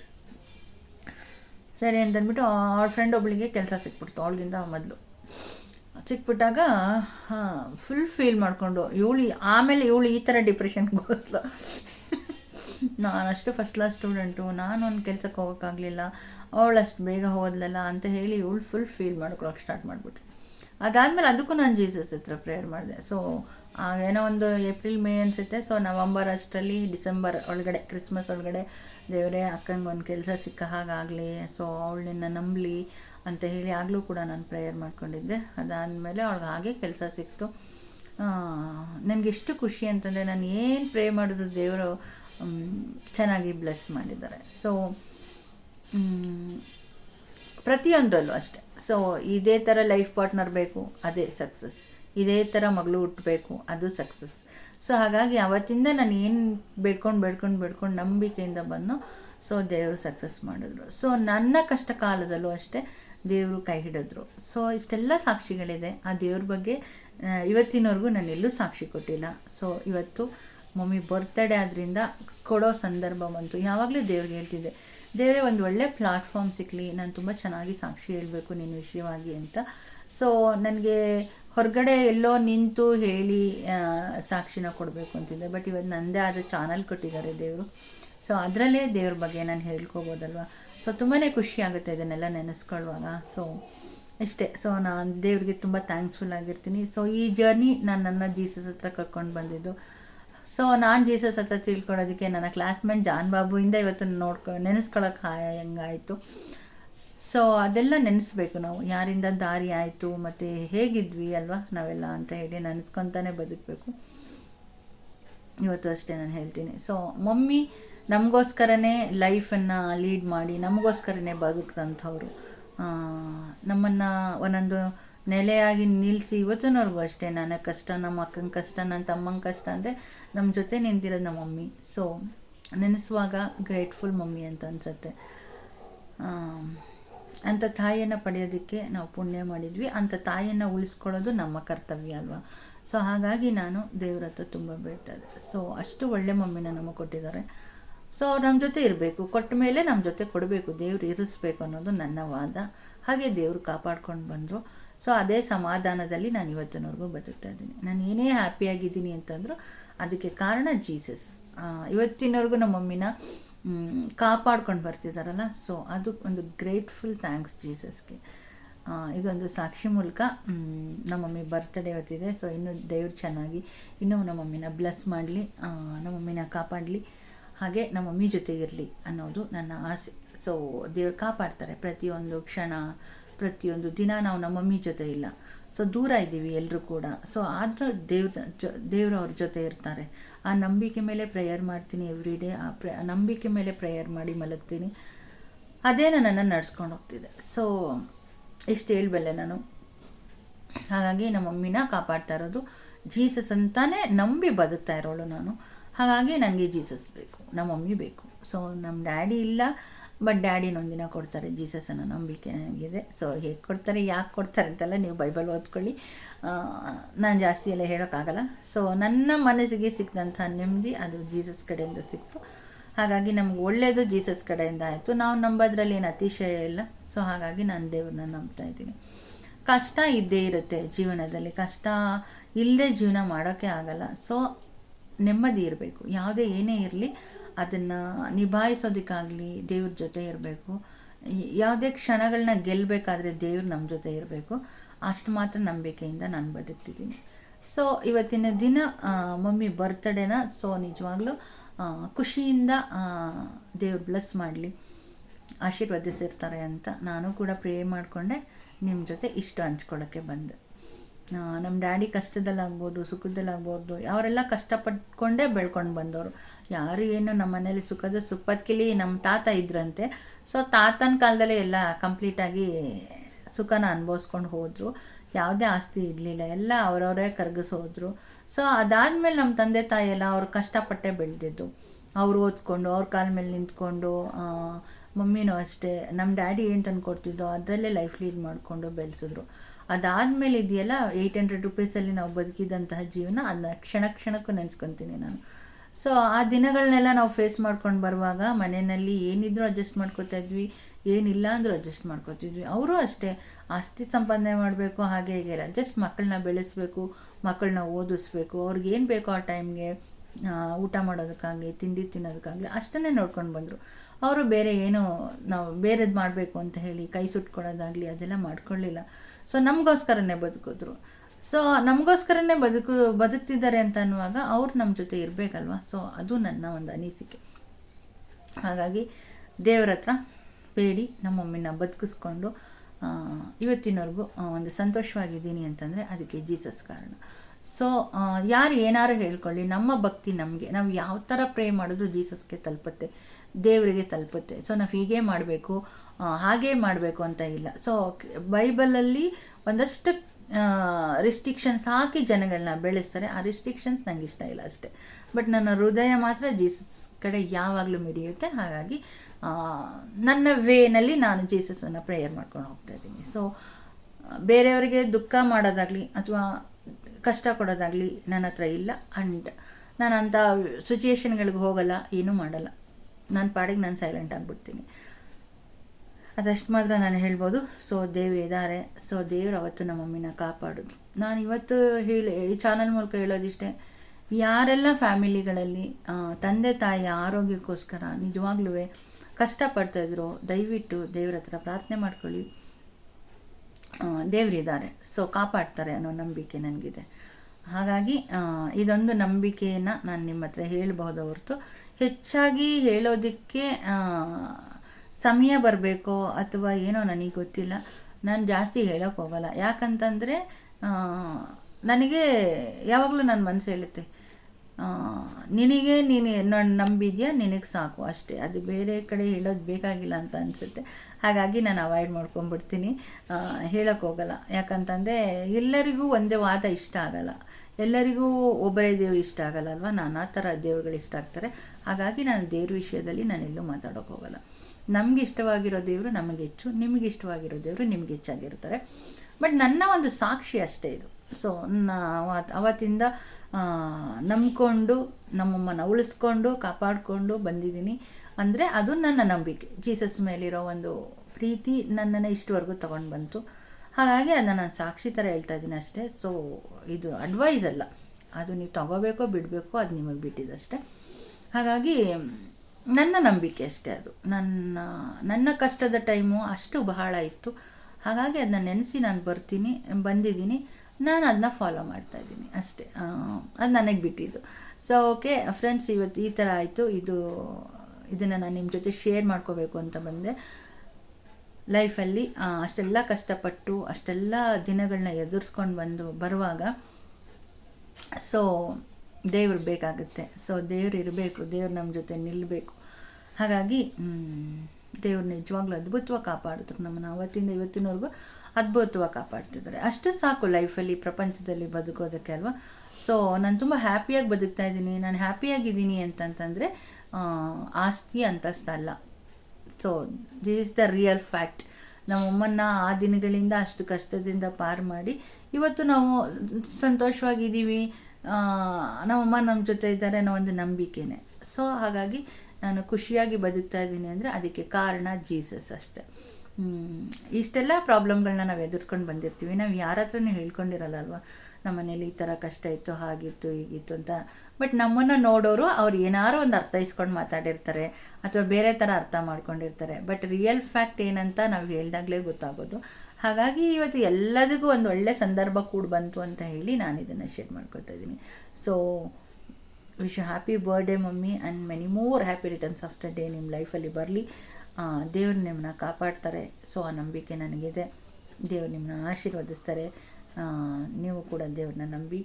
ಆ್ಯಂಡ್ ಆವತ್ತಿನ ಧೈರ್ಯ, ಆವತ್ತಿನ ಕಷ್ಟಗಳ ಜೊತೆನೇ ನೀವು ನಮ್ಮ ಜೊತೆ ಬಂದಿದ್ದೀರಾ. ಸೊ ನಿಮಗೂ ಗೊತ್ತು ಆ ನೋವೇನು, ನಾನು ಯಾವ ಥರ ಪೂಜೆ ಮಾಡ್ತಾಯಿದ್ದೆ, ನಾನು ಹೇಗೆಲ್ಲ ಪ್ರಯತ್ನ ಪಡ್ತಾಯಿದ್ದೆ, ನಾನು ಎಷ್ಟೆಲ್ಲ ದೂರ ನಡ್ಕೊಂಡು ಚರ್ಚ್ಗೆ ಹೋಗ್ತಾಯಿದ್ದೆ ಬರ್ತಾಯಿದ್ದೆ ಅಂತ ಹೇಳಿ. ತುಂಬ ದೂರ ಚರ್ಚು, ಆದರೂ ಬಿಡ್ತಿರ್ಲಿಲ್ಲ. ಫ್ರೆಂಡ್ ಜೊತೆ ಹೋಗಿ ಕ್ಯಾಂಡಲ್ ಹಚ್ಚಿ ಪ್ರೇಯರ್ ಮಾಡ್ಕೊಂಡು ಬಂದೇ ಬಿಡ್ತಿದ್ದೆ ನಾನು ಎವ್ರಿ ಟ್ಯೂಸ್ಡೇ. ಸೊ ಆ ದಿನಗಳನ್ನ ನಾನು ಮೆಲ್ಕು ಹಾಕ್ತೀನಿ ಈಗಲೂ ಕೂಡ ನನ್ನ ಫ್ರೆಂಡ್ ಜೊತೆ ನಾನು ಹೇಳ್ಕೊತಾ ಇರ್ತೀನಿ. ಸೊ ಮೇರಿ ಅಂತ ಇದ್ದಾಳೆ. ಸೊ ಇವಾಗಲೂ ಕಾಂಟ್ಯಾಕ್ಟಲ್ಲಿ ಇದ್ದಾಳೆ. ಸೊ ನಾನು ಈಗಲೂ ಕೂಡ ಹೇಳ್ತಾ ಇರ್ತೀನಿ. ಸೊ ಅವಳು ತುಂಬ ಚೆನ್ನಾಗಿ ಕರ್ಕೊಂಡು ಹೋಗ್ತಾಯಿದ್ಲು ನನ್ನನ್ನು ಚರ್ಚಿಗೆ. ಅಂದರೆ ಹೋಗೋವರೆಗೂ ಬೋರೇ ಆಗ್ತಾ ಇರಲಿಲ್ಲ. ಅದು ಇದು ಏನಾದರೂ ಮಾತಾಡ್ಕೊಂಡು ಎಷ್ಟು ದೂರ ಕರ್ಕೊಂಡೋದ್ರೂ ಅವಳ ಜೊತೆ ಬೋರ್ ಆಗ್ತಿರ್ಲಿಲ್ಲ. ಅಷ್ಟು ಒಳ್ಳೆ ಫ್ರೆಂಡ್ಸ್. ನಾನು ಯಾವಾಗಲೂ ಮೇರಿ ಅಂತ ಅವಳ ಮನೆಗೆ ಹೋಗ್ತಾಯಿದ್ರೆ ಪಾಪ ಎಷ್ಟೋ ದಿನ ಫ್ರೆಂಡ್ಶಿಪ್ ಡೇ ಬಂದಾಗ ಹೇಳ್ತೀನಿ ಅವಳ ಬಗ್ಗೆ ಅಲ್ವಾ. ಇವತ್ತು ಬೇಡ, ನಮ್ಮ ಮಮ್ಮಿ ಬಗ್ಗೆ ಹೇಳಿದ್ದೀನಿ. ಸೊ ಫ್ರೆಂಡ್ಶಿಪ್ ಡೇ ಬಂದಾಗ ಅವಳ ಬಗ್ಗೆ ಹೇಳ್ತೀನಿ. ಯಾಕಂದರೆ ತುಂಬ ಒಳ್ಳೊಳ್ಳೆ ಫ್ರೆಂಡ್ಸ್ಗಳು ಕೂಡ ಇದ್ದಾರೆ. ಅವರೆಲ್ಲರ ಬಗ್ಗೆ ಒಂದಿನ ಫ್ರೆಂಡ್ಶಿಪ್ ಡೇ ದಿನ ಶೇರ್ ಮಾಡ್ಕೊತೀನಿ. ಸೊ ಇವತ್ತು ಇಲ್ಲಿಗೆ ಎಲ್ಲ ಸಾಕು ಅಂತ ಅನಿಸುತ್ತೆ. ಮತ್ತೆ ಇನ್ನೊಂದು ಒಳ್ಳೆ ವ್ಲಾಗೊಂದಿಗೆ ಸಿಗ್ತೀನಿ. ಸೊ ಒಳ್ಳೆಯದಾಗಲಿ ಎಲ್ರಿಗೂ. ಯಾರೆಲ್ಲ ನನ್ನ ಚಾನಲನ್ನು ಸಬ್ಸ್ಕ್ರೈಬ್ ಮಾಡ್ಕೊಳ್ದೆ ನೋಡ್ತಾ ಇದ್ದೀರೋ ಅವರೆಲ್ಲರೂ ಸಬ್ಸ್ಕ್ರೈಬ್ ಮಾಡ್ಕೊಂಡು ನೋಡಿ.